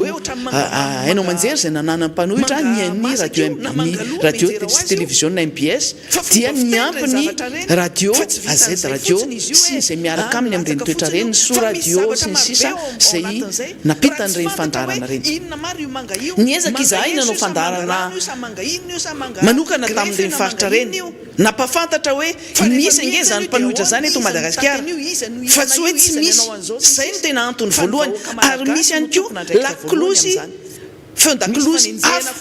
zay tsara enony rehetra fa tsy ny feon-dakilozy tokana zay avoaka ny mpitondra fanjakana amin'ny alalan'ny TVM sy ny RNM zay lasa fitaovana politika zay mihoatra lavitra no nataony teo aloha fa ao ara moa dia tena hoe ny olona zay ampidirina ao dia lasa olona miasa ao anatin'ny RNM sy ny TVM manerana Madagasikara zany resako zany dia lasa ny akamarony dia voaroka ny esorina nisy fanavakavahana ary nisy faniliana mihitsy ary nisy tena rasisma tao anatiny satria zany daholo ny fehoeninay nataiza ary rehefa namarinina tokoa le izy dia hitantsika hoe ny esorina daholo ny olona tsy netinety tamin'ny ramatoa minisitry ny serasera fa nisoloa ny olona metimety amin'ny olona lavavolo fotsy fihodirana fa ny esorina tao ny olona ngita volo sy ny sisa nandeha daholo zany resaka zany fa reny olona reny no roana dia nisoloana olona ao anatin'ny antokony ministry ny serasera anatin'ny freedom zany amaly izy rehefa avy eo anatin'ny fandaharana fataony isan-kinzoma iny ary tsy ho zavatra rasy nasionaly no valiana eo fa dia amaly miara-manonja ranoray fotsiny indray ny zavatra ho ataony eo nanenjika ny tima sy ny mpanohitra ny RMDM filoha valimanana zay indray no ataony androany dia hitantsika eo moa zany fa iverena koa iaho hoe ny zavatra nitranga tamin'ny 2014 ary tsy nitsahatra zany raha tsy taty amin'ny 2014 fitondrana tetezamita ary fanarotapahefana ny marobe tao anatin'izay fa le zavatra tsy nety izay zavatra tiana olorazaina eto dia matoa izahay nitsangana nanohitra ary niteny ary nanangana reny fandara miara-manonja reny dia miara-manonja sy fandarana amin'ny tety faritra reny émission spéciale reny dia nisy eritreritra satria député Tim dia misy karazana olona tao anatiny ato ary arabasoa arabatsara misy ny député fidèle zay niaraka tamin'izany fotoana zany niaraka nanonga-panjakana tsy meratra izy nijoro tamin'izany hoe tena niaraka tokoa tamin'ny Andry Rajoelina ny tenako ary niaraka nanonga-panjakana nanongana ny Marc Ravalomanana tamin'izany 2009 zany fa noho ny tsy fitovizan-kevitra sy nonana misy antoky ihany koa fa tsy navita n'izany procédure zany nikambana ary nitambatra ao anatiny atao hoe RMDM rotobe tsy ekeny tsy fanekeny ny zavatra ataony le mpitondra tamin'izany fotoana zany dia mivily lalana nisaraka ny lalana nalehan'ireo satria naverimberiny foana hoe tsy hoe zay lala ombanao dia ombany foana koa tsy le olombelona no narahany fa le foto-kevitra zay nijoroany zay nampanantena fa hoe hitondra fanovana sy hanao fanovana ny filoham-pirenena amin'izao fotoana zao nanova mpanjakana tamin'izany ary ao anatin'izay teny izay no natonga anay ny teny hoe andao ary tsika anao mampanohatra anazy parti d'opposition dia nanaraka daholo ny ao anatiny anankiray satria isika mianada miampy ny zokobe Ndrenjata dia samy olona vavolombelony tantara daholo ka mila mitondra sy mizara n'izay fijoroana vavolombelona zay ary tena mampitovy ny tany dokanga fa misy laingana voaka na niteny zavatra tsy marina kanefa rehefa nataony regroupement dia mitovy mihitsy fa nitoerana anisanay fotsiny samihafa ohatra zany ny zavatra nyresahana tamin'ireny fotoana reny hoe nisy fandrobana ary fangalarana ny fananany tiko tany amin'ny serana sambo ny tamatavy Tomasina tamin'ireny fotoana reny izahay telo mianada na intenako na ny député fidèle na ny zokobe Ndrenjata ary na ny namana Maxime Aralaiseny koa nafantatra tsara an'izany niara-niaina an'izany dia ny andinin-dalàna tao anatiny ny lalàna mikasika ny statut de l'opposition sy ny lalàna mikasika ny pitsopitsony rehetra mikasika ny fametrahana ny antoko anankiray ho antoko mpanohitra no narahanay dikan'izany efa nampiarina amin'ny ampahany iny lalàna iny zay apatorianareo le tsy lazainareo fotsiny fa tsy ampiarina zao io lalàna zay tsy mety amoahanareo décret d'application io iny lalàna iny angeny nanaovanay aniny procédure napetraka atao ministèran'ny atitany iny fa hoe mpanohitra izahay zany hoe fa nampiarina iny lalàna iny fa le lalàna moa zany rehefa tianareo ampiarina sy ekenareo dia nekenareo ary nekeny ministèran'ny atitany nosoniavy ny ministry ny atitany ny récépissé zay milaza fa tena hoe tafapetraka ara-dalàna ena toko mpanohitra eto amin'ity firenena ity fa iny lalàna iny tompoko no nampiarina fa iny rehefa tianareo ampiarina dia ampiarinareo, rehefa tsy tiana ampiarina dia tsy ampiarina. Rehefa metraka n'ilay 7e vice président amin'izay zahay dia nahita lalana amin'izay hoe tsy ampiarina io fa tia misy proposition de loi zay manolo an'io dia nidikan'izany le lalàna tsy nampiarina fotsiny izao, le lalàna marakery, le lalàna efa nolonianareo sy ny promulguen'ny flou amin'izao fotoana zao tamin'ny fotoana tetezamita. Zay le tenenina aminareo hoe nareo dia champion ny salegy, ary raha ampandihizina moa zany nareo menakavy eo dia hainareo tsara mandihy salegy io na tsisy mozika areo fa dia mandihy ho azy tsy amin'ny napongy ianareo, hainareo zany. Ary mbola iny profo iny mbola resaka circulaire mikasika ny lavany iny mbola resantsika rehefa aveo, fa reverenako le hira misy message tiana ampitainao, satria ny zavatra voalaza ao dia hoe miala tao, mielagno ny fitondrana io fa malelu, fa eo ihany koa hoe be dia be ny zavatra ratsy nataonareo tao amin'ny fitondram-panjakana ozy izy le hira, ary ahita lozy ianareo, tu vas avoir des ennuis. Zay ny resahany ao anatin'io. Ny tiana tenenina zany dia raiso ny message zay ampitaina ao anatin'io hira io dia mba mijerevy fitaratra fa misy fahamarinana io, satria ozy izy hoe rehefa tsy miala ianareo dia tadio tsara fa vous allez avoir des ennuis. Ary zay ennuis zay tsy avy amin'ny maître ianitra na avy amin'ny député tim, tsy zay fotsiny, fa le ennui dia avy amin'ilay vahoaka malagasy namenareo ny fitondrana io, namenareo ny seza io. Ary ny anareo averina tsara eto demokrasia no resahana eto, anisany ao anatiny zany singa anankiray ny demokrasia zany ny fifidianana mangarahara, zay ngeny ny dina teto hoe fifidianana transparente, mangarahara, madio, ekeny rehetra, tsisy halatra, tsisy ninina, fa inona ny zavatra misy. Heritaona tiorina dia fa mipotra ny marina, aika izy ty halatra bevava, halatra halabato amin'ny alalany doublon, zany no zavatra nisy. Ary nanarina izahay raha tamin'ireny fotoana nanaovana an'ireny fanambarana résultat provisoire tamin'ny CENI ireny, no nitsangana sy nijoro hoe misy halatra bevava ao anatin'ny fifidianana io. Fa tamin'ireny moa mbola sarotra tena nitondra ny proof rehetra, ary nosakanana tsy nahazo ny proof izay raha nanao an'ireny confrontation sy nanao ny vérification sy contrôle teny anivon'ny CENI ireny. Fa nivoaka ihany ny marina, marina tsy maintsy mivoaka na roviana, ary tsy maintsy mijoro amin'izany raha ohatra ka te hanana firenena tena hoe vanina zany. Fa rehefa tsy vanina moa zany mitondra tsy vanina ny zavatra tao, tsy zavatra tsisy raravanina eto amin'ity firenena ity. Masika dia masika ny zavatra resahana androany, satria mila patsahivina ary fanahinina mihitsy na dia fasana ny hira atonga sainantsika. Ianareo zay anana fotoana sy afaka miaino ny tononkira ao anatin'io hira io dia miverena miaino an'izay, fa afaka hiainantsika eto Madagasikara io raha io hira io, ary hiaina ny vahoaka malagasy. Tsy ilaza indray nareo fa dia hoe manao incitation au trouble na manao incitation à la révolte sy ny sisa sanatry ny vava.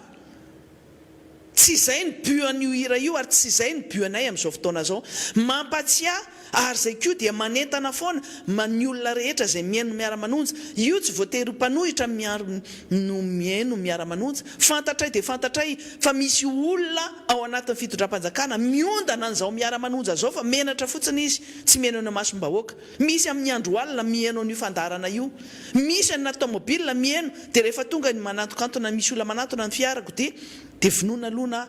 ajanona mihitsy. Fa ianareo nge miaino an'ity fandarana miara-manonja ty dia miaino ary miaina ihany koa ny zavatra iainana eto, dia manitsy arak'izay zavatra tenenina eto. Omaly izahay teto, maly ny tenako ny resaka fakon'Antananarivo. Ny teny mihitsy hoe ny maire-n'Antananarivo tamin'ny fotoana izy nanao an'ireny propagande ireny dia ny teny hoe raha tsy voaroaka ny fakon'Antananarivo atero ty amiko. Dia ny teny aho hoe raha afaka naterin'ilay vahoaka n'Antananarivo tany aminao, tany amin'ny lapan'ny tanàna, tany amin'ny misy anao mihitsy ny fako dia nataon'ireto vahoaka reto zany, satria ny fako eto Antananarivo dia efa bildinina.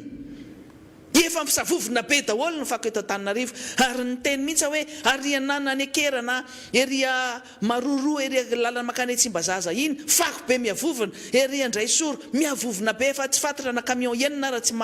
maroka andreo fako reo ny any Ambatomaro ny any amin'ny toerana hafa any 67 aria Anosipary be dia be ny toerana feno fako eto Antananarivo fa nareo mihaino ay misy mihaino dia isorana aloha zany satria lanceur d'alerte voalohany fandarana miara-manonja maly ny tabataba zay mikasika an'io fako be dia be io dia voaroka le fako aloha amin'ny faritra anankiray androany toizo fa tsara dia rofo daholo ny toerana rehetra fa aza manao fitondrana mpitary vilam-bato manao mpitary bato vilam-bava zay no tenena hoe ianareo menatra ngenareo miteny hoe tsy tehenao nay fa ianareo en fonction ny zavatra resahana eto no manitsy ny zavatra atao ohatran'izany koa ny ministra ny varotra sy ny ministra ny fitantanam-bola inona ny zavatra nataony tonga dia niemitra nanao salegy indray tamin'iny resaka circulaire efa miparitaka tety seroa hoe 75 000 ariary ny vidin'ny vanila maitso na vanille préparé spécialisé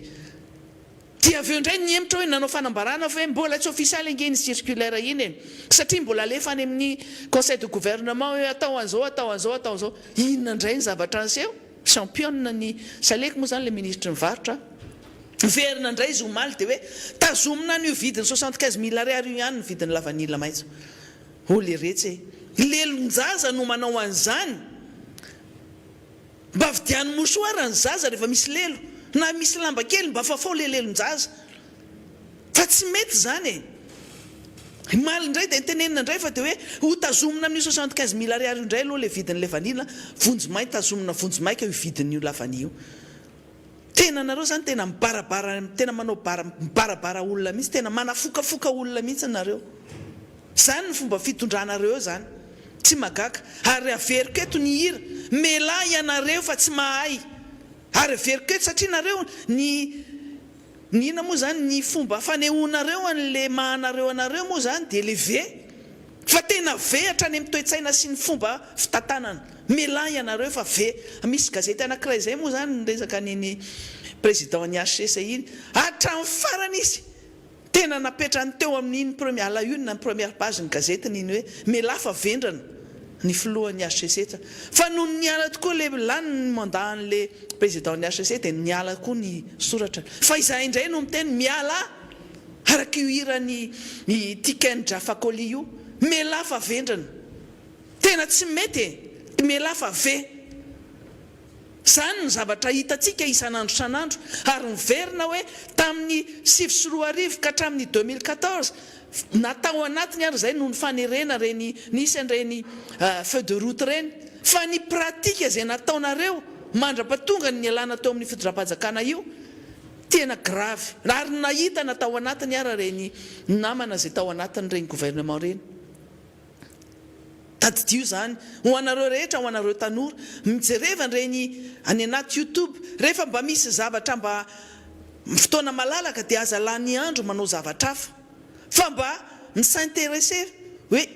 mba liana amin'ny tantarany ity Madagasikara ity mba afantarana hoe inona ny zavatra misy satria ianareo tanora ianareo ankizy no avy nyity firenena ty ao arinao ary raha tsy malala ny tantara sy ny zava-misy dia sarotra ho antsika ny hiatrika fividianana hiatrika ny ho avy fa dia ampanantenain'olona drisa sy hitantaran'olona angano isan'andro tsika aika zava-doza zavatra hafa no zavatra mitranga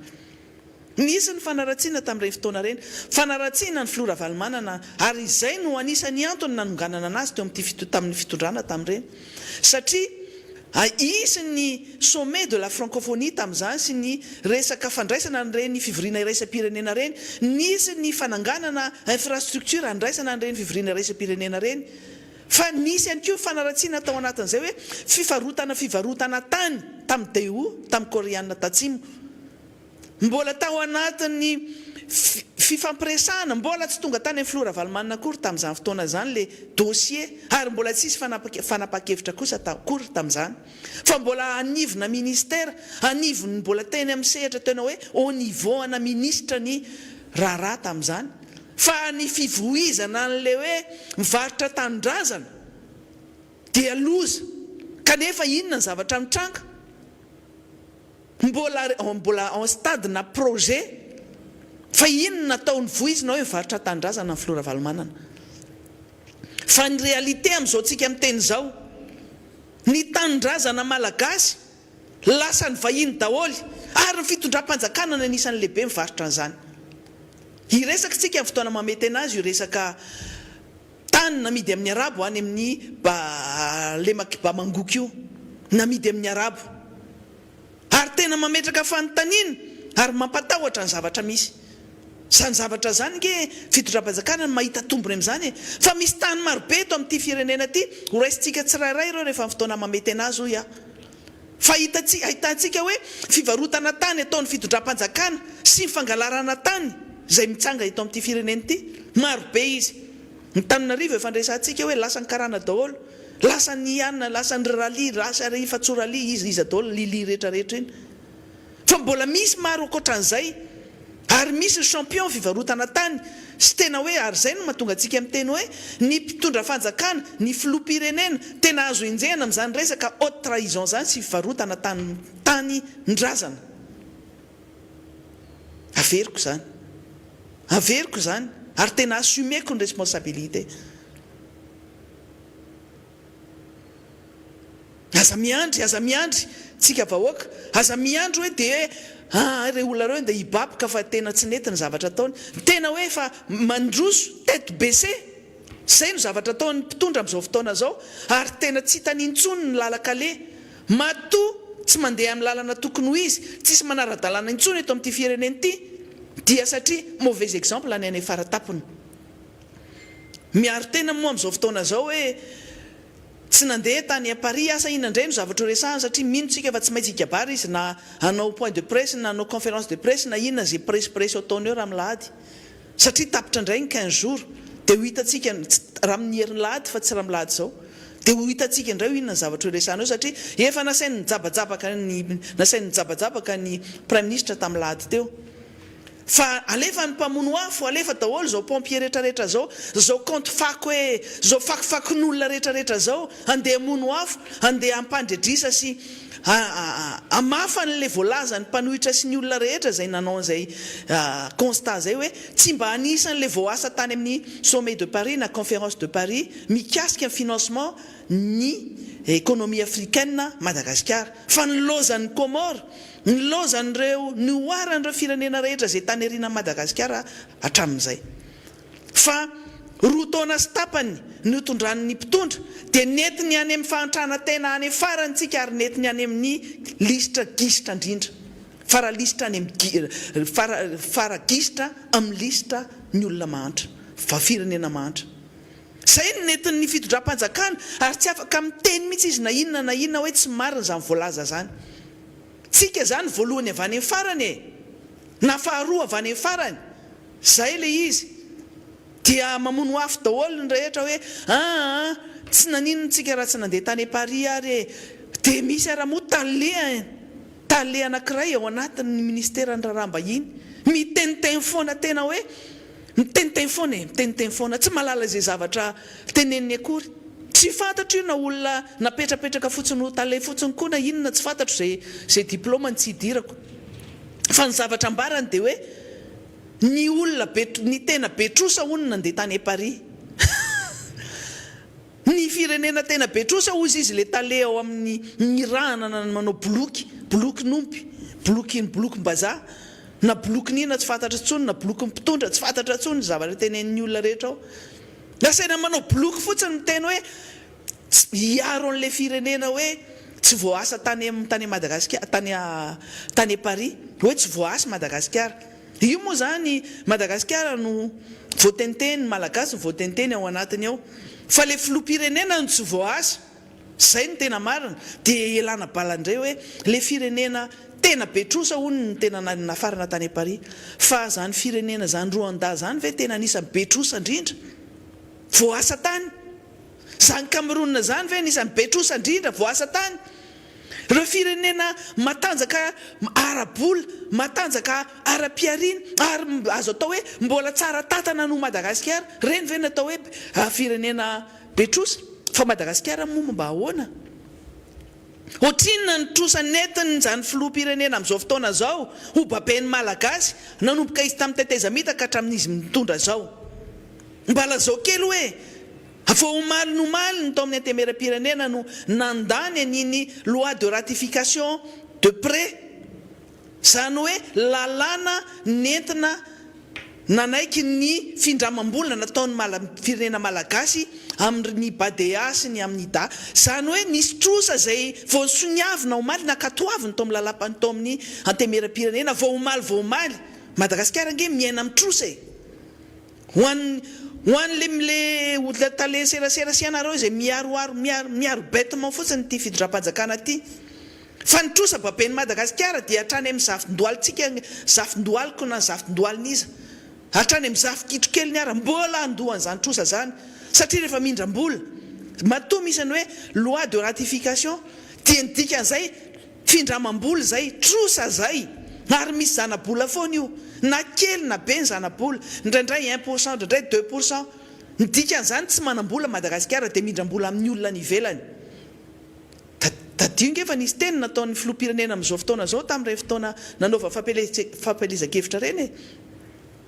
Hoe raha mbola ireo bailleurs de fonds traditionnels na ny FMI na ny Banque mondiale ireo no andrasana dia tsy androso misy Madagasikara na 2030 na 2050. Fa ianao nga mahita vola tonga dia afaka hampandrosoanao Madagasikara fotsiny ohatr'izao, ny fitantanana nataonao ary any amin'tsizy. Dia raha pitso na fakapitso maro sy fakomary ianao dia lasa manambitamby ny représentant ny Banque mondiale eto na ny FMI eto andao any amin'ny lapany avolono atao sony iny fifampirarahana iny taratasy natao sony tany avoloa iny nilazana fa nisy vola 150 millions de dollars zay ampindromena Madagasikara ahafahany miady amin'ity aretina Covid-19 ty. Mbola tsy nisy teto amin'ity firenena ity filoham-pirenena nanao sonian'izany pré ohatran'ireny na reny fanomezana famatsim-bola ohatr'ireny tany amin'ny lapa-panjakana ny filoham-pirenena ohatran'iny 150 millions de dollars ve? Tsy manakambo nefa voavinanao ny nanaratsy ny FMI sy ny Banque mondiale. Dia milaza androany fa tsy manana trositsika, fa ny trosa nentina taonareo nanomboka reny tamin'ireny fotoana nipetrahana tao amin'ity fitondrana ity. Nisy nge trosa zay tsy maintsy natao satria reny bailleurs de fonds reny rehefa mame trosa tsy le mpitondra aloha no hoe mijereny eo amin'ny sasany, fa le vahoaka, satria le vahoaka mijaly ohatran'ireny resaka kere reny tsy mijery fotsiny nge ny bailleurs de fonds sy ny mpiara-miombona toka amin'ireny e. Mijery an'le vahoaka izy dia mame fanampiana, mame vola, mampindram-bola, fa tsy hoe noho ny fitiavany an'le filoham-pirenena akory manokana. Ary izy raha moa tsy hainy akory zany manao négociation zany, mbola millénarany io dia tsy rehany zany. Madagasikara miaina amin'ny trosa ary 80% ny budget de l'État ny teti-bola-panjakana dia trosa sy vola azontsika avy any amin'ny mpamatsy vola avy any ivelany daholo. Ny 20% zay zany noeritrereto hoe avaiza ny fampidiram-bola eto Madagasikara ary mbola mameno an'izay tena goavana indrindra dia mbola ireo sehatra tsy miankinareo amin'ny alalany vola aloha ny etra ny impôt taxe sy ny saretrarehetra. Ary tsika rehetra malagasy zay mikarama mbola mandoha an'izany etra zany koa, fa tsy hoe noho ny fahaizana manokana ataon'le filoham-pirenena dia hoe tsika tena raha mijery ny fomba fiainan'ny mpitondra, raha mijery ny fomba fitenin'izy menakavy eo dia Madagasikara ohatrany hoe any Dubai izany tsika, ohatrany hoe any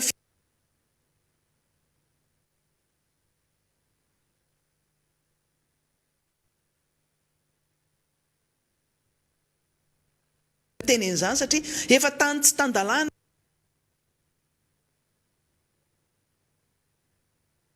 efa manao zay tiany atao daholo zao, nareo nanapaka hoe tsy mahazo mivory, tsy mahazo atao zao, fa nareo ihany manao ny zavatra contraire ny zavatra mifanohitra amin'ny zavatra voalazanareo sy mifepetra ataonareo. Mbola tafiditra ao anatin'izany resaka tamin'ny 2009 mbola resahako foana, satria tsy mitsahatra hiteny an'izany famotehana n'izany Madagasikara zany ny toy nanomboka tamin'ny 2009 ka hatramintsika amin'ny teny izao. Famotehana ny fiainan'ny malagasy mitohy hatramin'izany dia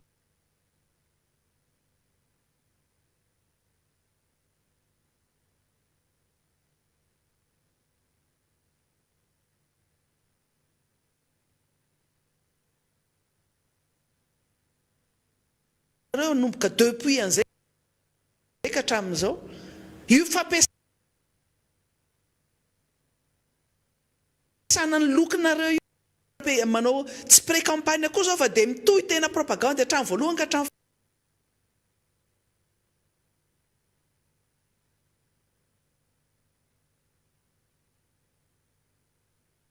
hitsakitsahana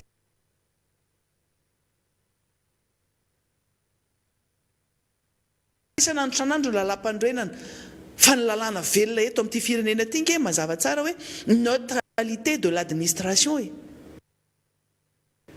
Sa tsy azonareo ny dikan'izany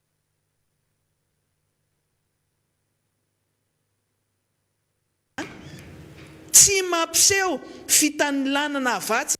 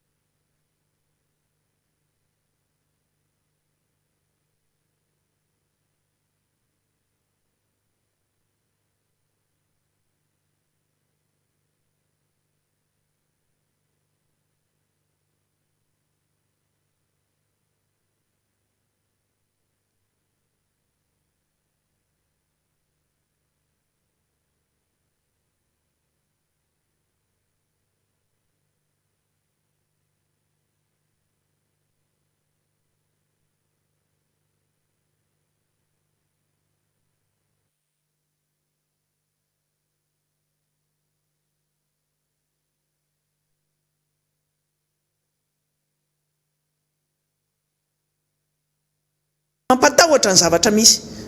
Zany zavatra zany nge fitondram-panjakana mahita tombony amin'izany fa misy tany marobe eto amin'ity firenena ty ho raisintsika tsirairay ireo rehefa fotoana mamety anazy hoy a. Fa ahitantsika hoe fivarotana tany ataon'ny fitondram-panjakana sy fangalarana tany zay mitsanga eto amin'ity firenena ity marobe izy. Ny Tananarivo efa andresantsika hoe lasa ny karana daholo, lasa ny anina, lasa ny rali, lasa ry fatsorali izy daholo lili rehetrarehetra iny. Fa mbola misy maro ankoatran'izay ary misy champion fivarotana tany sy tena hoe ary zay no mahatonga antsika amin'ny teny hoe ny mpitondra fanjakana, ny filoham-pirenena tena azo enjehana amin'izany resaka haute trahison zany sy fivarotana tany ndrazana. Averiko zany ary tena assumeko ny responsabilité. Aza miandry tsika vahoaka, aza miandry hoe de re olona reo dia hibaboka fa tena tsy nety ny zavatra ataony, tena hoe fa mandroso tête baissée. Zay no zavatra ataony mpitondra amin'izao fotoana zao ary tena tsy hitanintsony ny lalakale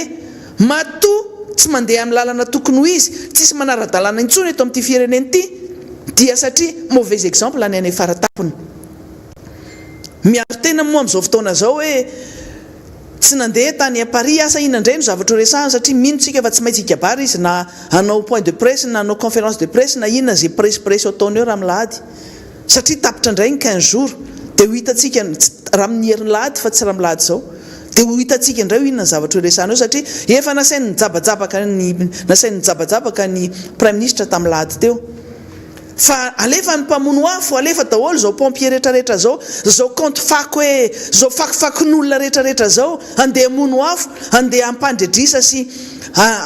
amafany le voalaza ny mpanohitra sy ny olona rehetra zay nanao an'izay constat zay hoe tsy mba anisan'le voasa tany amin'ny sommet de Paris na conférence de Paris mikasika ny financement ny économie africaine Madagascar fa nilozan'ny Comore, nilozan'ireo ny oarany rehetra zay tany arina Madagascar hatramin'izay. Fa roa taona sy tapany ny tondran'ny mpitondra dia netiny any amin'ny fahantrana tena any farany tsika ary netiny any amin'ny listra gistra indrindra fara listra any amin'ny fara gistra amin'ny listra ny olona mahantra fa firenena mahantra. Zay no netiny ny fitondram-panjakana ary tsy afaka miteny mihitsy izy na inona hoe tsy marina zany voalaza zany. Tsika zany voalohany avy any amin'ny farany na faharoa avy any amin'ny farany zay le izy dia mamono afo daholo ny rehetra hoe tsy naninontsika raha tsy nandeha tany Paris ary dia misy aramoa tale anankiray ao anatin'ny ministera ny raharaha-mbahiny miteniteny foana tena hoe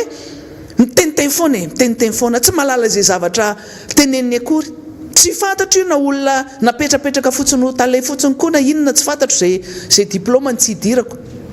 Fa ny zavatra ambarany dia hoe ny olona ny tena betrosa onona nandeha tany à Paris. Ny firenena tena betrosa ozy izy le tale ao amin'ny rahana manao boloky nompy, bolokim-bazaha na boloky nina tsy fantatra intsony na boloky mpitondra tsy fantatra intsony zavatra tenen'ny olona rehetra ao. Nasaina manao boloky fotsiny miteny hoe hiaro an'le firenena hoe tsy voasa tany Madagascar tany à Paris hoe tsy voasa Madagascar. Io moa zany Madagascar no voateniteny malagasy no voateniteny ao anatiny ao fa le filoham-pirenena no tsy voasa. Zay no tena marina dia elana balandray hoe le firenena tena betrosa hono ny tena nafarana tany à Paris fa zany firenena zany Rwanda zany ve tena anisany betrosa indrindra voasa tany. Zany Cameroun zany ve anisany betrosa indrindra voasa tany. Reo firenena matanjaka arabola, matanjaka ara-piarina ary azo atao hoe mbola tsara tatana no Madagascar reny ve natao hoe firenena betrosa fa Madagascar moa mba ahoana? Ohatrinona ny trosa netiny zany filoham-pirenena amin'izao fotoana zao ho babeny malagasy nanomboka izy tamin'ny teteza mita ka hatramin'izy mitondra zao. Mbala zao kely hoe vao omaly tao amin'ny antemeram-pirenena no nandany an'iny loi de ratification de prêt zany hoe lalàna nentina nanaiky ny findramam-bolana nataon'ny firenena malagasy amin'ny badea sy ny amin'ny da zany hoe nisy trosa zay vao soniavina omaly nakatoaviny tao amin'ny lalapany tao amin'ny antemeram-pirenena vao omaly Madagasikara nge miaina amin'ny trosa e. Hoan'le mile olona tale serasera sy anareo zay miaro bêtement fotsiny ty fidondram-panjakana ty. Fa ny trosa babeny Madagasikara dia hatrany amin'ny zafitindohalitsika zafitindohaliko na zafitindohaliniza. Hatrany amin'ny zafikitro kely ny ara mbola andohan'izany trosa zany satria rehefa mindram-bola matoa misy ny hoe loi de ratification dia midika an'izay findramam-bola zay trosa zay ary misy zana-bola foana io na kely na be ny zana-bola indraindray 1% indraindray 2%. Midika an'izany tsy manam-bola Madagasikara dia mindram-bola amin'ny olona ny ivelany. Tadio ngefa nisy teny nataon'ny filoham-pirenena amin'izao fotoana zao tamin'ireny fotoana nanaova fampelezan-kevitra reny hoe raha mbola ireo bailleurs de fonds traditionnels na ny FMI na ny Banque mondiale ireo nindrano andrasana dia tsy androso misy Madagasikara na 2030 na 2050. Fa ianao nga mahita vola tonga dia afaka ampandrosoanao Madagasikara fotsiny ohatr'izao ny fitantanana nataonao ary any amin'ny tsizy. Dia raha pisona afaka pitso maro sy fakomary ianao dia lasa manambitamby ny représentant ny Banque mondiale eto na ny FMI eto andao any amin'ny lapan'ny avolono atao soniny iny fifampirarahana iny taratasy natao soni tany avoloa iny nilazana fa nisy vola 150 millions de dollars zay ampindomena Madagasikara ahafahany miady amin'ity aretina Covid-19 ty. Mbola tsy nisy teto amin'ity firenena ity filoham-pirenena nanao sonian'izany pré ohatran'ireny na reny fanomezana famatsim-bola ohatr'ireny tany amin'ny lapam-panjakana ny filoham-pirenena ohatran'iny 150 millions de dollars ve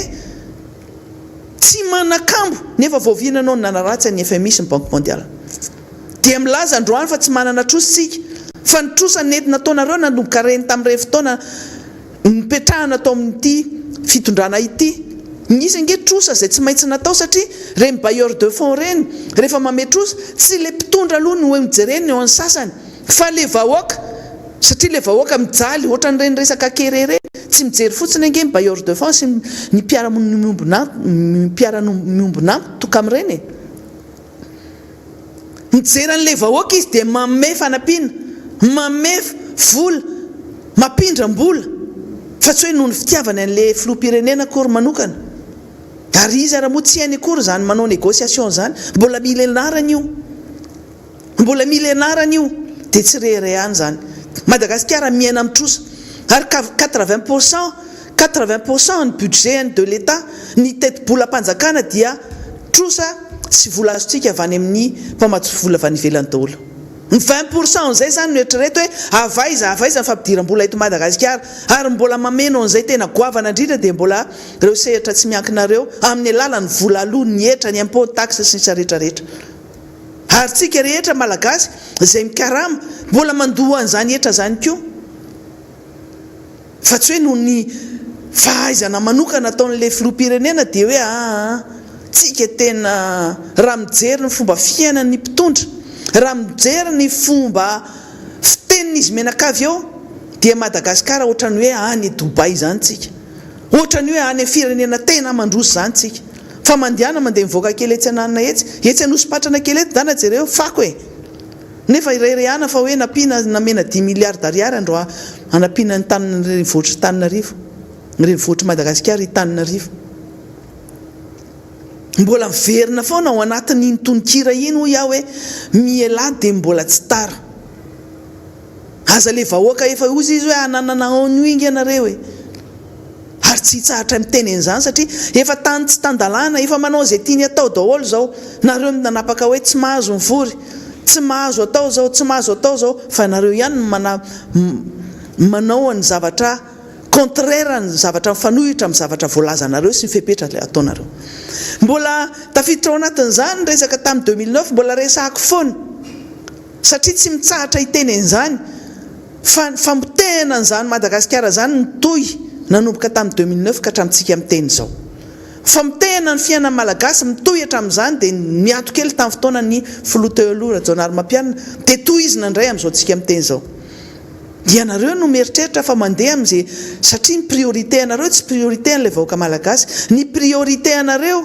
dia ny oeraoera ary mandavataona mandritry ny mandat misasaka amin'ny mandat zao dia manao propagandy zay zay ny zavatra ataony filoham-pirenena, manao propagandy tsy mitsahatra mihitsy. Dia mbola sahiteny indray fa hoe tsy manao propagande nareo nomboka depuis an'izay ka hatramin'izao. Io fampiasana ny lokinareo io lasa efa makandoa mihitsy ny tena vao mahita an'ilay lokany izy mba loko mba tiako io tamin'ny fotoan'androny. Fa leo hitanareo le tena hoe tofoka tanteraka, tofoka sy leo tena entsaka empaka. Dia mitokana an'izao zavatra atao rehetrarehetra zao hatramin'ny drap ve lokonareo amin'ilay loko ohatr'ireny. Dia milaza ve nareo fa tsy manao propagande, efa manao tsy pré-campagne koa zao fa dia mitohy tena propagande hatramin'ny voalohany ka hatramin'ny farany. Fa dia mbola le fananany volan'ny fanjakana, fanampiana avy any ivelany, volam-bahoaka no anaovanareo propagande mandava-taona. Zany ke tsy hain'ilay filoham-pirenena zany na hainy moa zany fa dia tsy rarahany tsy ahoany e. Efa io prinsipa hoe hitsakitsahako tsy taoko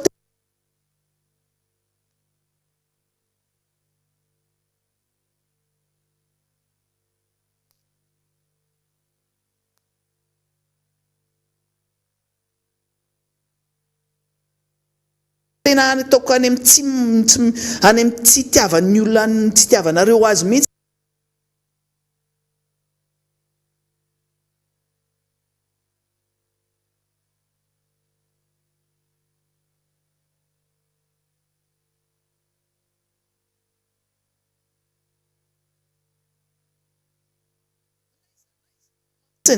Zao zavatra ataoko zao hitsakitsahana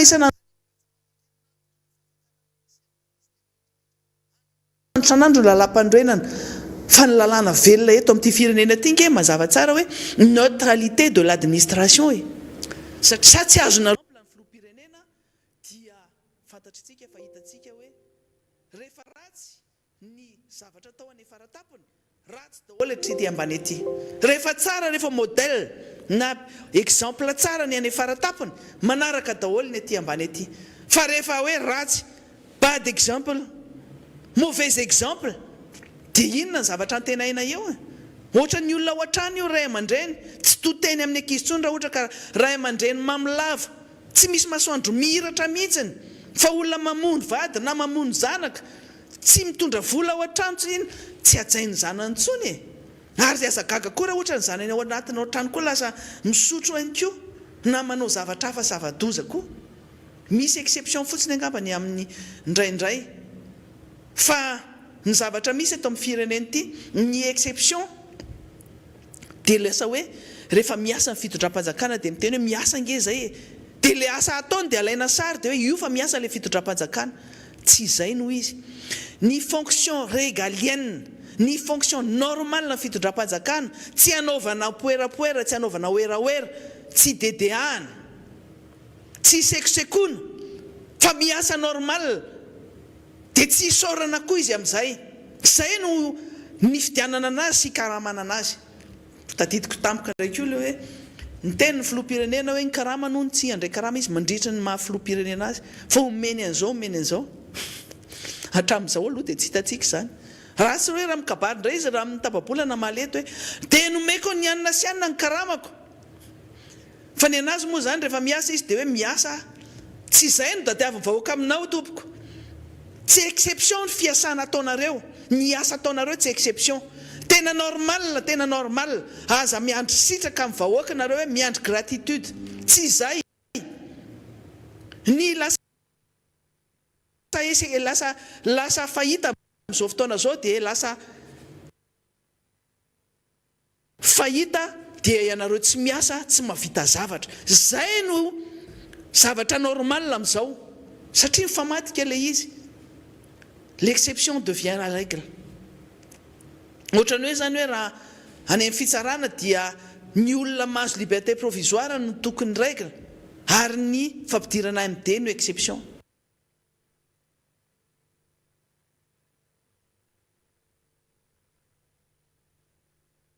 Na ny antony, isan'ny antony nandehanan'ny olona tany Paris, nanasana ny olona tany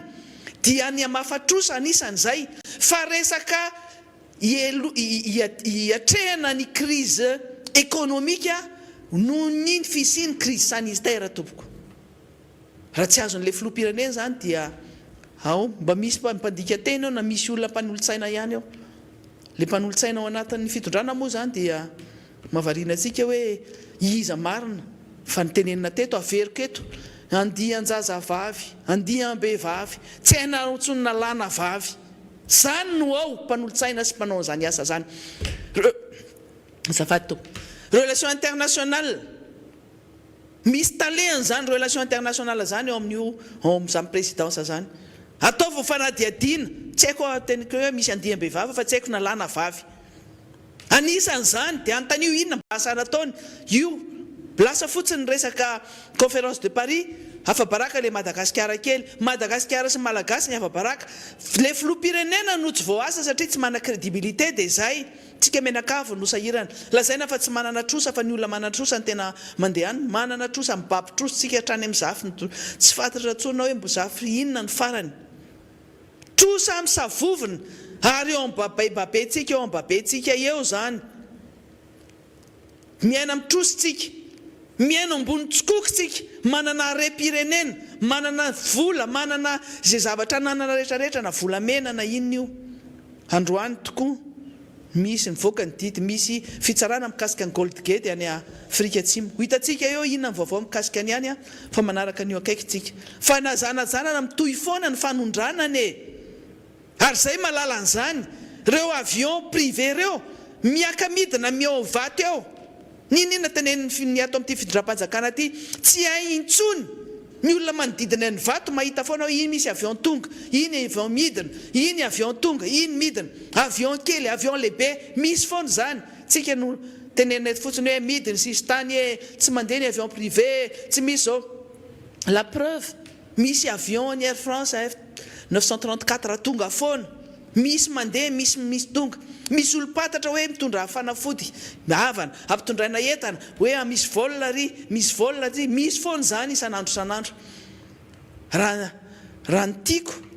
mbola maro be ny zavatra tiako hotohizana eto efa misy namana hafa koa efa ao omentsika anazy ny fitenenana faraky ny teneniko teo iaho hoe hiatrika confinement ndray tsika raha pitso rafaka pitso zay no sitrapon'le fitondram-panjakana ho an'ireo faritra zay misy an'izany confinement zany fa raha milahady na zanatsara dia Pentecôte fidinany ny fankalazana ny fidinany fanahy masina zany hoantsika rehetra engany isika rehetra mba azo zany fanahy masina zany daholo na ireo mpitondra fanjakana reo ivavahantsika hoe vavahantsika mihitsy hoe mba ilatsahany zany fanahy masina zany iasany zany fanahy masina zany itsika tsirara ihany koa na ny tokantrano any mampalahelo ny kristianina tsy afaka mankalaza an'izany any am-piangonana satria nyrarana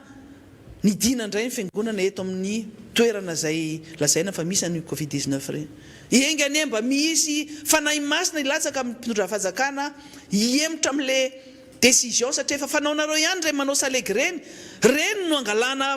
fanapa-kevitra tokoa reny fiangonana midy reny indrindra fa fiangonana kristianina zay mivavaka sabotsy sy lahady reny no angalana angalao fanapa-kevitra ary ivavahantsika mihitsy hoe mba hirotsaka aminareo ny fanahy masina mba ahafahany zany fanahy masina reo hiasa ao aminareo anokatra ny sainareo hiverina amin'ny décision nakatona manakatona zany fiangonana zany aleo le olona mba hivavaka mba zany hafa ihany zany miditra any fiangonana zany eo hivavaka samy mivavaka daholo tsika rehetra amin'ny toerana zay misy atsika fa aleo le olona aleo izy mba hivavaka tena any am-piangonana mba azo an'izany tsodrano avy amin'ny mopera avy amin'ny pastera zany any am-piangonana aleo mba hiditra any am-piangonana satria efa misy zato ihany ny olona afaka mivory manana ny fandaminana ary raha misy olona champion zany fandaminana zany any am-piangonana ny tena mahay an'izany jerenge reny protocole akataony zany fiangonana zany rehefa misy an'izany fionambe any amin'ny kianja be na any coliseum na any mamasina sy ny sisa impeccable fa tsy manondrana ohatra ny sasany zay no zavatra tiako tenenina hoe miraharentsika tsirairay isika rehetra indrindra fa ny kristiana na tsy kristiana ary anao fety sambatra na kalazana zany pentecoste zany raha milady lundi de Pentecôte moa zany ho antsika rehetra dia hoe tsy azo atao ny mivorivory zany hoe tsy azo atao koa zany mitsangatsangana fa ny latsinainy raha tsy diso tsisy ny teny mihitsy fa hoe confinement sabotsy lady ny confinement fa dia ho hitantsika eo moa zany a efa tonga eto ny namana fetra député 5e arrondissement elaela izy tsy hitantsika eto a tsy hitantsika teto fa io zany izy dia anisan'le nresahana teo hoe any amin'ny toerana misy atsika any député any amin'ny toerana misy any député fetra zany a anisan'le toerana lazaintsika teto fa anisan'zany hoe misy fako bildina zany any ary anisan'le faritra tsy tian'le mpitondra mihitsy any ny député fetra nanaovantsika antso hatramo fakomaly nisy moa faritra sasatsasa ny tabatabaintsika teto tsika lanceur d'alerte teto fa tsika rehefa mitabataba dia misy manao fako any dia aleo tabatabaintsika eto foana fa fako bildina any io ianao eto a dia ny tenako mametraka ny veloma finaritra dia manao veloma antsika rehetra indray a raha amin'ny talata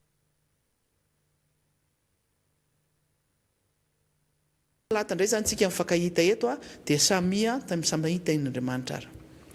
mankasitraka maître Ianitra nanome ny fitenenana ary mankasitraka ihany koa tamin'ny faneho-kevitra izay nentinao teo a satria dia marina mihitsy marina daholo zany voalaza ny solombavambahoaka maître Ianitra izany na tsy voaomako tato anatin'ny hitondrako faneho-kevitra androany ary zay dia ararotiko izay tena hoe ao anatin'izany keny fa aloha nitondrana ny arahaba ho atsika manaraka n'izao fandarana miara-manonja izao marina tokoa maître Ianitra fa zany boriboritany fahadimy zany dia boriboritany lehibe indrindra zany a eto amin'ny ao anatin'ireo boriboritany enina misy eto Antananarivo renivohitra fa ny fako koa dia lehibe indrindra koa asa tsy sanatria tsy mampitaha amin'ilay fitiavana ny lehibe indrindra fa na tsy tianareo tokoa ve izahay fa ny any Amboditsiry ny any Ambatomainty any amin'ny faritra eny akaiky nyreny hoe trano fonena nyreny Masoivo reny ara Masoivo reny aza dia tena mivangongo satria efa tapidalakale mihitsy anatin'le fitantanana efa miplafona le fitondram-panjakana ka dia tsetsatseta tsy aritra iny ary ao anatin'izany ihany koa no hitenenako satria eny aminay eny boriboritany fahadimy ihany koa no mbola ahitana an'izao apetraka zany le hoe fepetra fiboana apetraka le hoe tsy mahazo mivorivory fa misy ny fanomezana tombony manokana ho an'ny sasany misy orinasa mampiloka olona tsy hotononiko moa ny anarany raha miditra ao anatin'izany ianao na mandalo ivelany dia mahita olona marobe mivory ao anatiny mipetraka eo ny tavoangy alkôla ny rehetrarehetra tsy voakitikitika satria nahoana eo mampametra-panontaniana ny gasikely ery épicerie izay efa navela ho isokatra hatramin'iray ao anatin'ny fiboana tsy avela isokatra na dia amin'le hoe ao amin'ny ilany vahoaka azy ary le zavatra fity sady mambotry ny malagasy no mamitaka fa misokatra fantatra reo ny tiako tenenina fa toeram-pilokana ana vahiny goavana be manenika ny Madagasikara zany toerana zany ka dia mba ao anatin'ny zareo dia iny tsy fantatra zany hoe eo mihitsy mampametra-panontaniana fa dia mety ao anatiny izy a zavatra mety isy daholo zany fa mbola tsy etam-pelatanana moa miporofa mahakasika an'izay fa ny zavatra hita fotsiny ry vahoaka malagasy dia tanila trano ny fepetra raisiny zao fitondram-panjakana izao a janona ho resaka fotsiny foana fa natao ho an'ny sasany le izy a fa tsy natao a ho azy akaikikaiky ny mpitondra ny tena hitondrako ny faneho-kevitra androany eto amin'ity fandarana miara-manonjy ity dia mahakasika an'ireo fanontaniana maro mipetraka eny ambavany ny vahoaka malagasy ankehitriny efa voaresaka ireo namana ny fandimby teto amin'ny miara-manonja ihany zany fa misy no amafisy koa misy kosa mety mbola tsy nyresahany a fa amin'ny akapobe ny mino fa zavatra tena iainan'ny vahoaka zany a isan'andro ary fanontaniana mipetraka eny ambavany vahoaka ho iaho teo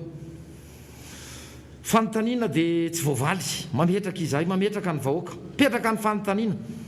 anaovana be marenina inina tsy valiana na mety tsy voavaly satria tsy voavaly mandrakizay ho an'ny sasany ohatra mipetraka anatin'izany ho an'ny mpanara-baovao satria mpanara-baovao dia mahita ny tsy fetezan-javatra rehetra ny manam-pahaizana mahita ny tsy fetezan-javatra misy ny manam-pahaizana ara-toekarena ara-piarahamonina ireo manam-pahaizana amin'ny lafiny maro amin'ny fitantanana ny raharam-panjakana zany hoe amin'ny akapobeny dia ireo avaram-pianarana rehetra zany nefa misy ihany koa ny olotsotra isatsokajy ny olotsotra manana an'izany fanontaniana tia nahapetraka izany. Mpamatsy vola moa zany dia miome fotsiny mihitsy mahita ny adalàna mifanesy ataony zao fitondram-panjakana izao. Mpiara-miombona antoka so ihany koa fa teo ireny firaisamonim-pirenena ireny a mampatsiahy iara-malala fa tsy manao politika ireny, fa manana ny fomba fijeriny izy, manana teknisianina, manana mpanadiady izy ireny, ary isaorana azy mihitsy izay atao hoe fanadiadiana sy fampianarana hoentindry zareo ireny. Dia ny fanontaniana mipetraka dia hoe ho tafavoaka ihany ve? Mbola mba ho tafavoaka amin'izao fahantrany izao ve ty firenentsika ity? Satria raha ny zava-misy ara dia ny fanohatra amin'izay izany hoe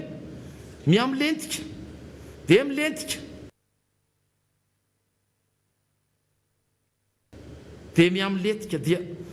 efa ho rendrika mihitsy le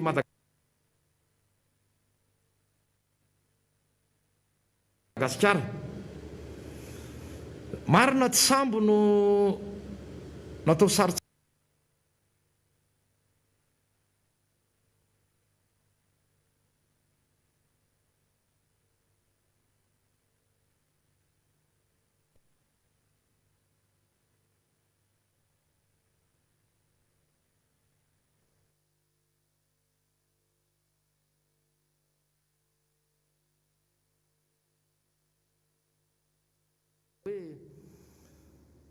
aindro zao fitondram-panjakana sy ny mpiaradia amin'izao tarihan'ny filohan'ny Rajoelina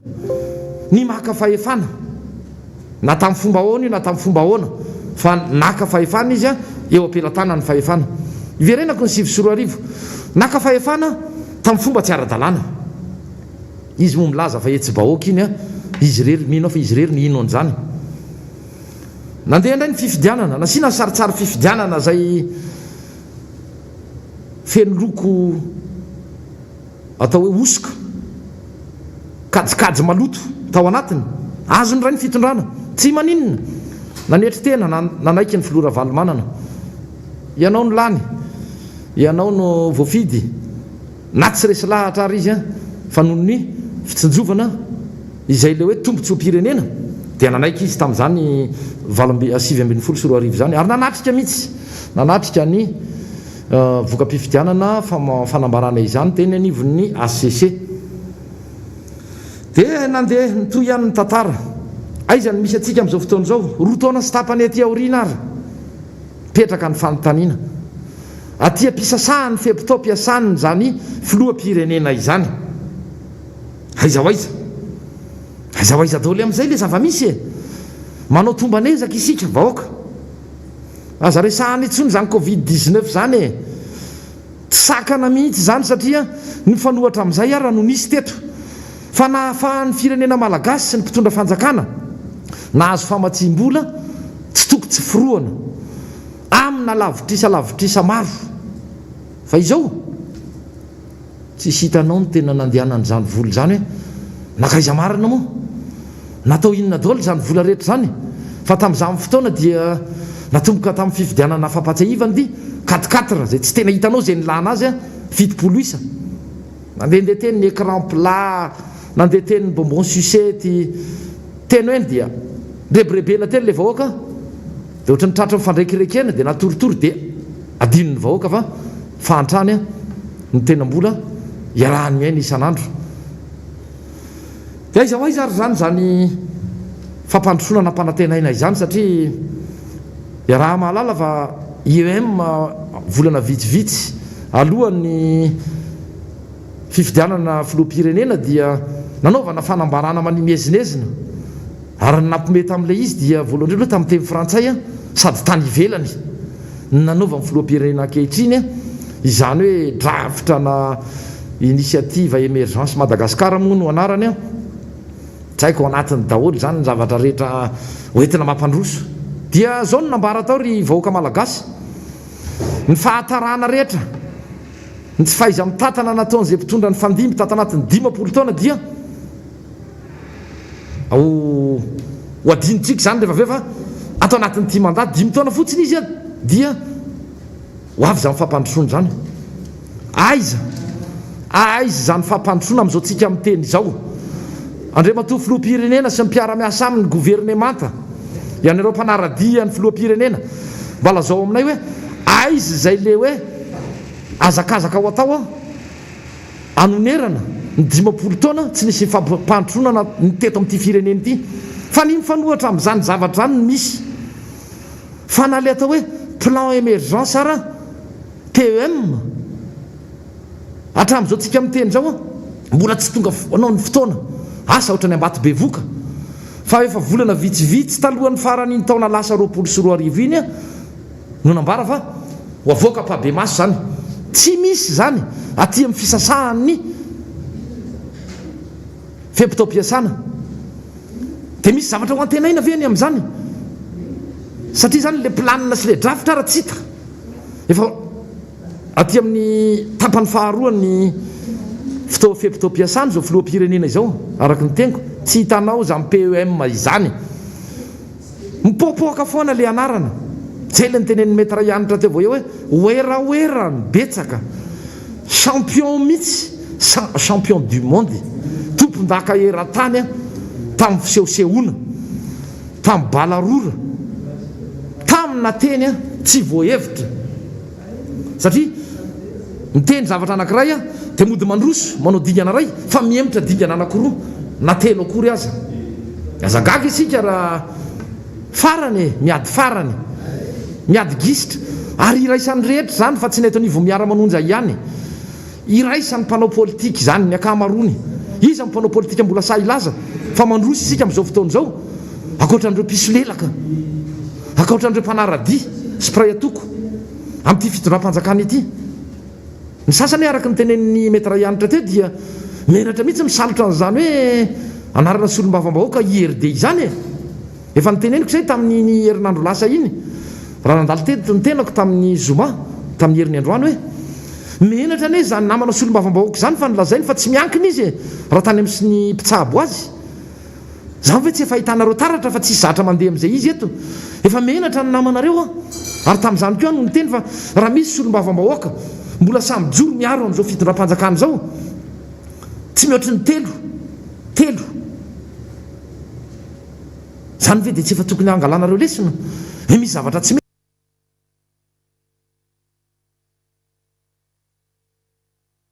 mety eo fa dia mandeha ihany ry pisolelaka mbola milaza fa miazakazaka amin'ny fampandrosoana misy koa mpanao gazety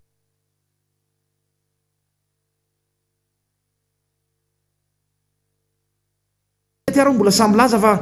mandeha vitesse grand V zany ady amin'ny dahalo izany satria nana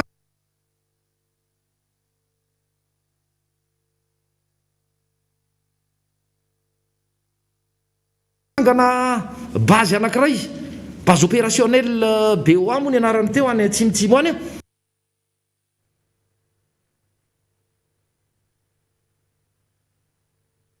inona tsy nampanantenenao teto ndray matofilo hélicoptère hoanatsika ny asan-dahalo ataotsika an'izao ty tsara le izy zay nge tsy milaza mihitsy hoe ratsy zany ilainy vahoaka zany mampandrina ny fanapisy ny fandriam-pahalemana dinareo adino fa amin'ny fomba dio mihitsy ny anatrehanay sy amalina ny antsonareo hoe fa misimisiny ohatr'izay matofiloa sy ry pisolelaka isany ny zavatra nampanantenainao nanomboka tamin'ny 7 ka hatramin'izao tsika miteny izao raha totaly ane fotoam-piasanao ndray matofilo efa mihoatra noho ny fotoana ara-dalàna ny asany ny filora valimana naonganareo moa izy tamin'ny 7 fa 7 taona zany amin'ny raha totaly ny fepitaona nitondrany an'izao firenena zao fa tsy misy fampitana azo atao mihitsy raha ny zavabita ny fahamatorana anatin'ny fitantanana ny fahaiza-manao nanisy ny fanaratsiana tamin'izany fotoana zany fa hoe monopolizeny ataony ampimamba le gouverneur io moa tsy matiky lolo mihitsy fa io anisan'ny teny an'izay magaga izy mbola tsy voakitikitika tsy tokony efa misy zavatra ataon'ny fitsarana fa manoloana an'izany na misy fanadiadiana tokony atao hoe nanao ampimamba ny arem-pirenena izahay fa ny tenenena an'izay vao mainka nahazo ny toerana tato anatin'izao fitondrana izao sy nahazo ny toerana tany amin'ny fitondrana tetezamita zany no ampianaranareo ny vahoaka malagasy zany ny fomba ampianaranareo ny taranakareo aiza nisy zavatra andeto amin'ity firenena ity tsy misy le tamberina andraikitra tsy misy le fitsinjovana n'le vahoaka menanareo ny toerana na tsy nomena ary moa fa nalainareo nananareo voninahitra nananareo ny vola anananareo zao rehetrarehetra zao fa inona ny takalony nataonareo inona le fahefana nataonareo inona le fahefana nomeny vahoaka anareo sy nampindramin anareo nampiasainareo araka le tokony ho izy ve misy fomba fanao iraisam-pirenena amin'izany fitantanana izany nydingananareo zany nitombenanareo fotsiny nanao hitsin-dalana fotsiny ianareo atao anatin'izany fitantanana zany ary izahay nefa nahitan'izany matotsy ny fidy anareo e fa tena mbola izahay ara mbola tsy nieritreritra hoe ho ratsy noho izao fa mba efa niova ianao andre matofoloha satria hoe niofa na nianatra nandritry n'izay taona vitsivitsy tsy nateo amin'ny fitondrana anao izay nandritry n'ireny fitondrana ny filora jonary mampianina ireny to tsy izay ny zavatra tsapa sy hita fa firenena amin'ny totongana satria ohatra ratsy ny nomenao tamin'izany 7 raha ny sorateny ianao ny taritolona tsy tolona ny nataonao fa fanonganam-panjakana zay ho any teniko teo hoe ianao ihany ny mahita sy ny namanao nahita révolution nisy teto fa révolution volomboasary feny fitaka sy fitiavam-pahefana fitiavam-boninahitra dia fisehosehoana ary vidiny ny firenena malagasy lafo zany amin'izao fotoana izao io ny tody tsy misy fa ny atao no veriny nataonao ihany satria kenda mivomangana sesiky ny tanany zao zao fitondram-panjakana izao teny mety ra ihany tranko io teo hoe raisiko foana ny teny mety ra ihany tra hoe miaingo ambony tsikoko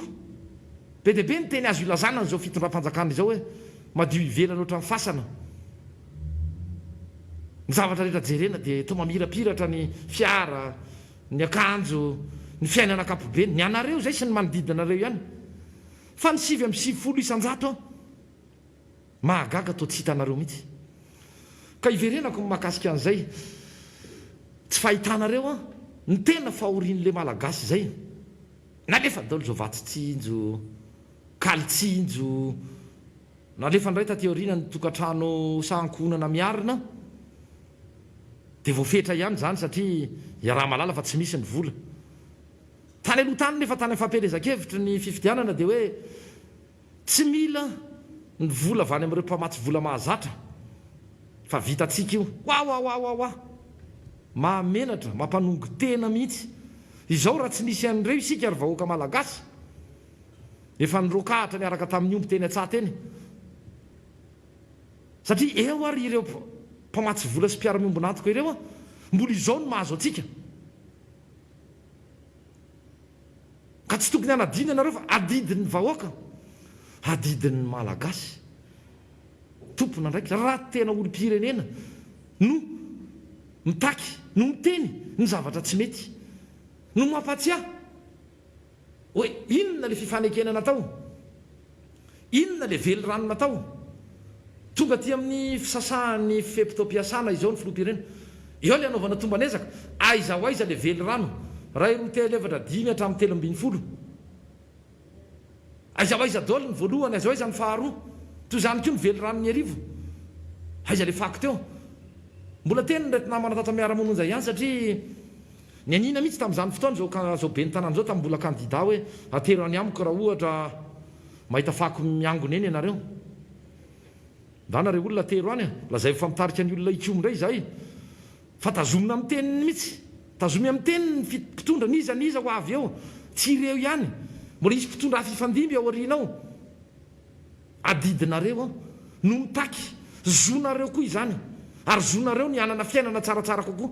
indrindra fa taoriana ny fampanantenana ka ny fidianany olona izao filoha-pirenena izao dia zay le tamberina ndraikitra taterao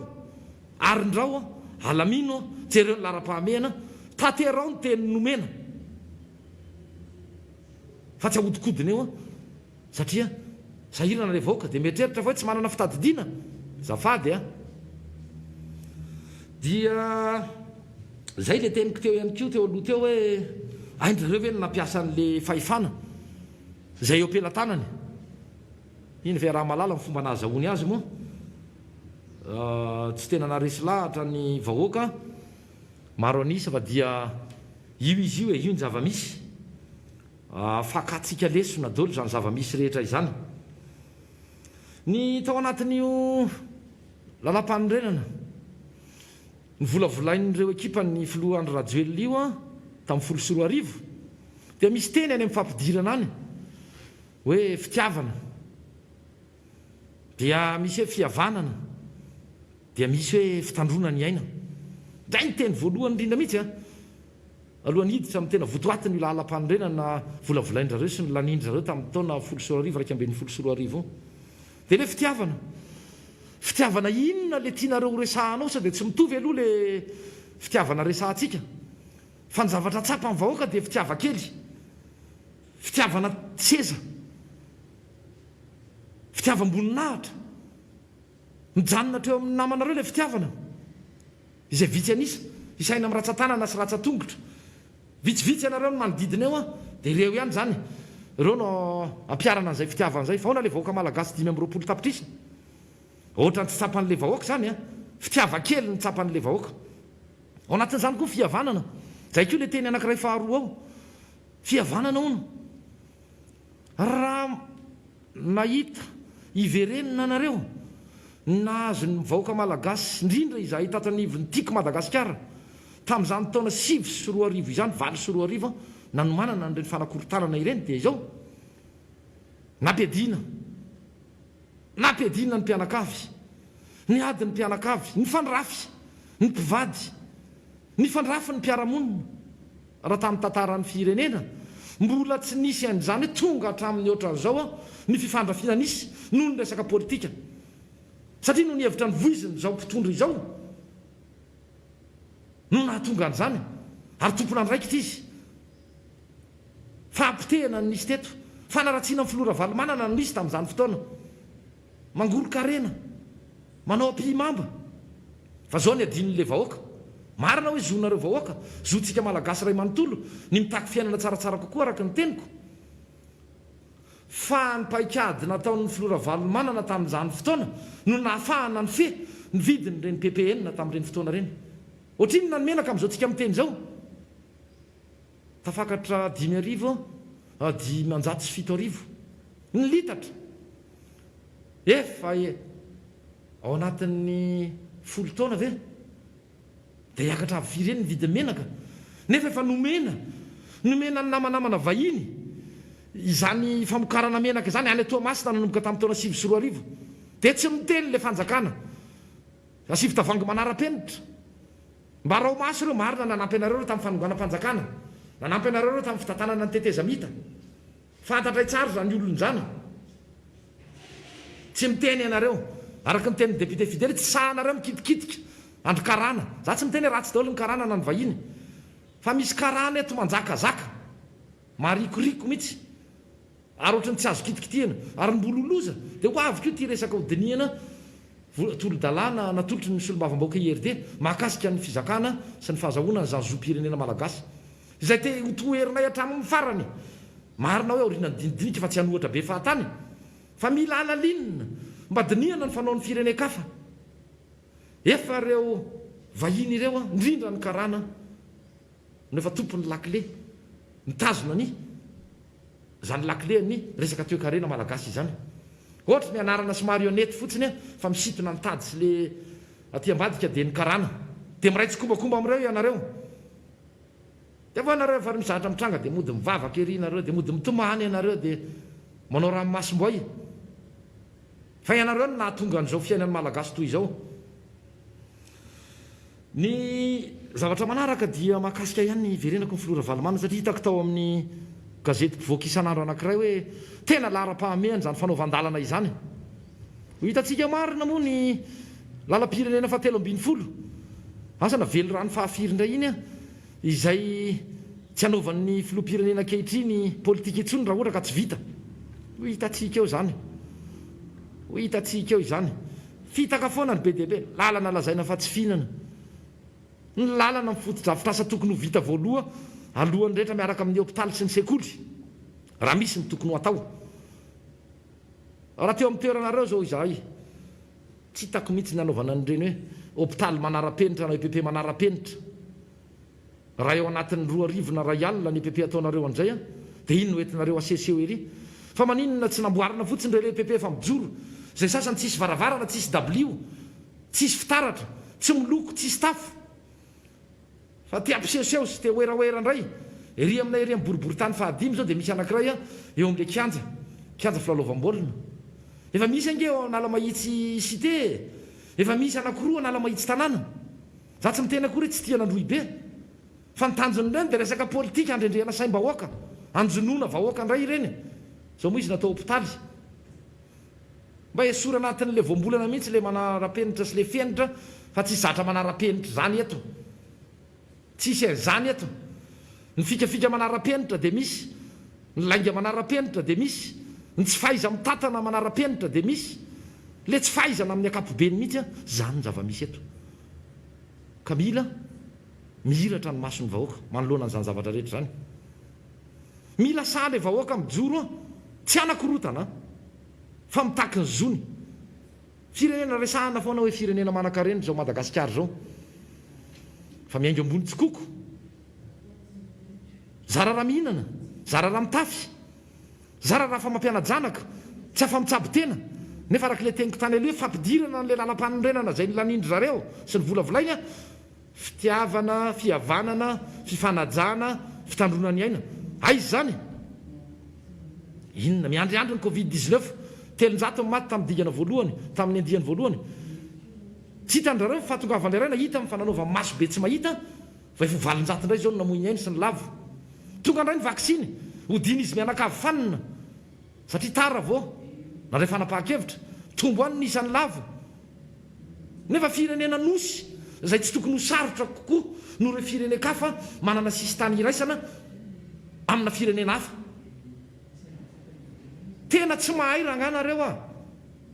tena mpandaingy ianareo mpandrendrika saim-bahoaka ianareo rehefa tsy hay araka miteny mety ray andra teo avelao manana fifidianana dia ho hita eo satria atao hoe question de confiance resaka apetrakareo hoe mbola tena eken'ny vahoaka ve nitondranareo an'ity anoizanareo an'izao fampahatrana ny firenena izao fa mampanakarena ny namanareo sy ny manodidina anareo ary mampanakarena sy manomevahana ny vahiny nendrehana filora valo manana fa nanome tany sy ny varitra tanyrazana tamin'ny daeo 1,300,000 hectares zay raha tsy tia zao ampanofana ny resaka tamany ary amokarana katsaka fa amin'izao fotoana zao tsy ampanofana fa lasa ny karana na ny any amin'ny 67 hectara lasa ny kotona ny any amampikony lasa ny karana lasa ny telimany eny tanandrano reny retsika any amin'ny ainao manjery fa any ambadimbadika any misy tsy manana ery oentina mampafantatra akory amin'izany tsindry firaisana tsykombakomba na eny anivo ny fitsarana eny anivo ny fananatany any anivo ny fitondrana amin'ny ankapobeny ny resaka fanomezana tsenam-bary-panjakana moa dia tsy resahana itsony tsisy mangarahara eto amin'ity firenena ity ny zavatra ny lokalokana nanomboka tamin'ny taona 2024 izy ny lokalokan'izay no mandika ary manao avy-folo eny mandika an'izany teny nomeny zany mbola tsy vely rano moa tamin'izany fa fanantenana zay tena pokaty tanteraka ny zavatra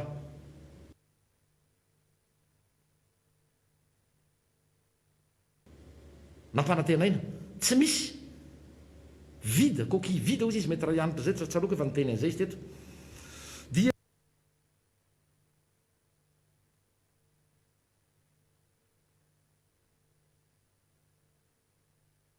ny fiapetra raisina tsy mifanandrify amin'ny olana zay atrehana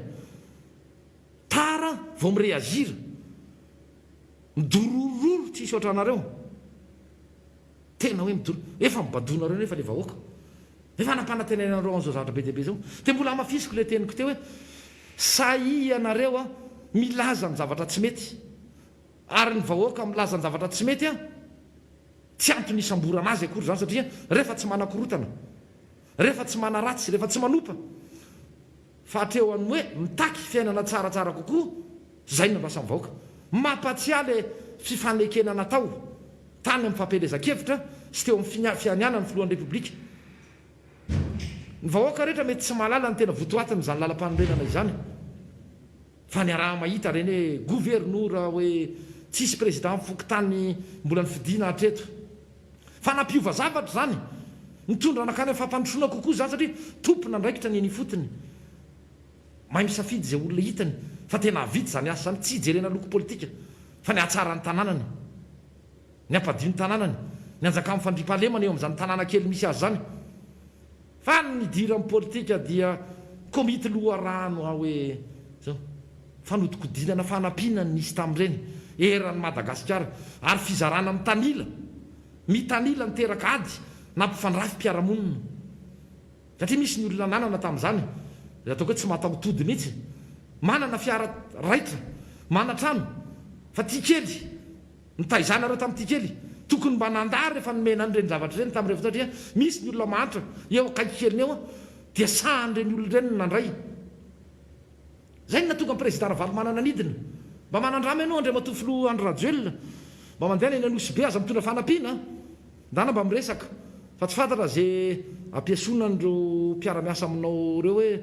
mety fa tena faly aminao mivahoaka mba manandrama midina fa ny zay le tena hoe tsy misy le fifanajana raha aman-dreny efa filoam-pirenena teo aloha filohan'ny mpanohatra légitime odikodinareo moa fa tsy resaka tsinaniny fa manalava resaka le 2011-03 resaka tolo-dalàna Brunel odikodina eo iny midina Andriamatoufoloa dia manaova kasika tena tsapahanao andrenesanao fa tsy teny ampitaina hoe atraiza le fahasairana n'le vahoaka atraiza le fampanantenana nataonao ny emotra ve itsika sanandroso ny zava-misy a tsy hainareo le izy a tsy hainareo la mpiasa n'le fahefana tsy ampy fahamatorana ianareo a ny resaka be deaibe mahantra le vahoaka tsy izy mihitsy ianareo tena tsy izy mihitsy ianareo sady kinafinafina tianareo mihitsy le kinafinafina ainareo tamin'izany fotoana nampiasa n'ireny teknôlôjia ny fifandraisana ireny resinareo raha izay dia manaiky izahay ary hoe tsy mbola nilaza hoe ratsy dao lengy ny vitanareo e fa tombokareo kelikely ohatran'ny tiany hoe BOA atsangana tsy BOA banky io a fa bazy hitobina miaramila valopolo mety ane zany e fa apartao dia toy izy ataovy misimisy kokoa e tsy any amin'ny faritry orombe rery ny misy tsy fandrimpahalemana sy ady amin'ny asan-tany dia toy izy lizy fa hitehaka izahay rehefa mba mety ane dia mitehaka e fa rehefa tsy mety zay tsy maintsy miteny satria araky ny tena hoe nisy fifanekena nataonao tamin'ny vahoaka malagasy fotoana anaovana tombanezaka izao aty amin'ny manda aty atenatena ny fitoampiasana aizao aiza voanidina amin'ny filora valomanana nandre izy fisy tsy niady hevitra tamin'ny vahoaka ny ainy fotsiny nataony hoe anampy anareo a zany ny mahazo anareo na ny mpitatitra na ny mpivarotra na ny mpiatsena ny vahoaka amin'ny akapobe ndre vahoaka madinika inona ny zavatra natao amin'le teneniko hoe ao ve le fifanajana adiny ray taorina an'izay ampiakarana andray zandary a feny fiara ila vaniny analokaloka anaovana intimidation ampitahorana ny anivony fanoherana zany sisa hitanareo dia hiteny ray nareo ve fa hoe iarovana ny ainy tsy mila arovana zany fa mitamboa avo ao ary tsy zahay mihitsy na ny vahoaka sahirana amin'izao fotoana izao mbola andamy andro a anakorotana eny amin'ny fonenany filora valomanana za mirediredy araka ny teny namana teo ihany koa hoe maro ngeny ampahan'olona na amina mpitany filaminana na nivon'olotsotra na ny mpiasa-panjakana zay tokony hijoro zay tokony hijoro ilaza anambara sa hijoro ianareo mpiasa-panjakana mahita ny tsy ara-dalàna mahita ny fikafika rehetra ao anatin'ny fitantanana na ny volam-bahoaka io a araky ny teniko teo sy ny fanodikodinana ny fanomezana tsenam-barotra tsy mandalo a appel d'offre na tolo-barotra misokotra ho an'ny rehetra raha mbola tsy miteny ianareo dia piray tsy kombakomba fantatra fa matahotra ianareo manaiky fa ampitao aty aminay ilazanay azy a fa zavatra mitombona dia ho avoaka anay a aty amin'ity miara-manonja ity efa tonga amin'ny fotoana tokony hamaranana zao fandarana zao moa ny tenako a dia manamafy ny teny a efa netiny solom-bavim-bahoaka mety raha ianitra teo ny fanondrina mba hilatsahan'ny fanamasina mba hilatsaka amin'izao mpitondro zao hibitsika azy mifanahy masina anovany ny fomba fanaony, anovany ny paikady, anitsiny ny diany raha ohatra misy tokony ahitsy, satria tena misy tokoa, tena misy, mba anatsarana za tsy tena iadanany, zany loatra ny mbola revin-giadra fa hoe mba anamaivanana, anatsarana kokoa ny fiainandra malagasy, dia mba hirotsaka aminareo ny fanahy masina amintsika rehetra, ampahery atsika ary ananatsika fomba fijery vaovao, nefa manana fahasahina satria zotsika ny anana fiainana tsaratsara kokoa, fa tanyrazana iombonany itya manan-karena na arena kibony tany io, na arena an-dranomasina, na arena maro voajanary, fa ny vahiny sy ny mahitahita sy ny mpitondra ihany ny tena anisany miraitsy kombakomba ao anatin'izany fanaovana mpimamba zany are-pirenena zany, ka dia tapitra moa ny fotoana mirary soatsika rehetra mametraka ny mandra-piresaka, satria araka ny teny mety ranitra tsy misy amin'ny alatsinainy ary manamafy zay le hoe fanajana trany ny fepetra rehetra zay fanapetraka. Hitanareo fa miaraka miady tsika amin'ity Covid-19 ity fitondram-panjakana, zay tsy aporisika ny olona mihitsy andikany io, fa ny mesure d'accompagnement no ohatrany tsy hitanareo nanaovana azy, ka dia ajao ny fepetra rehetra efa voaresaka ombieny mahakasika ny fanakanana ny fipariahany zany valana retin'izany, ka dia mametraka ny mandra-piona mandra-piresaka tompoky lasy tompoky vavy samy tsara daholo.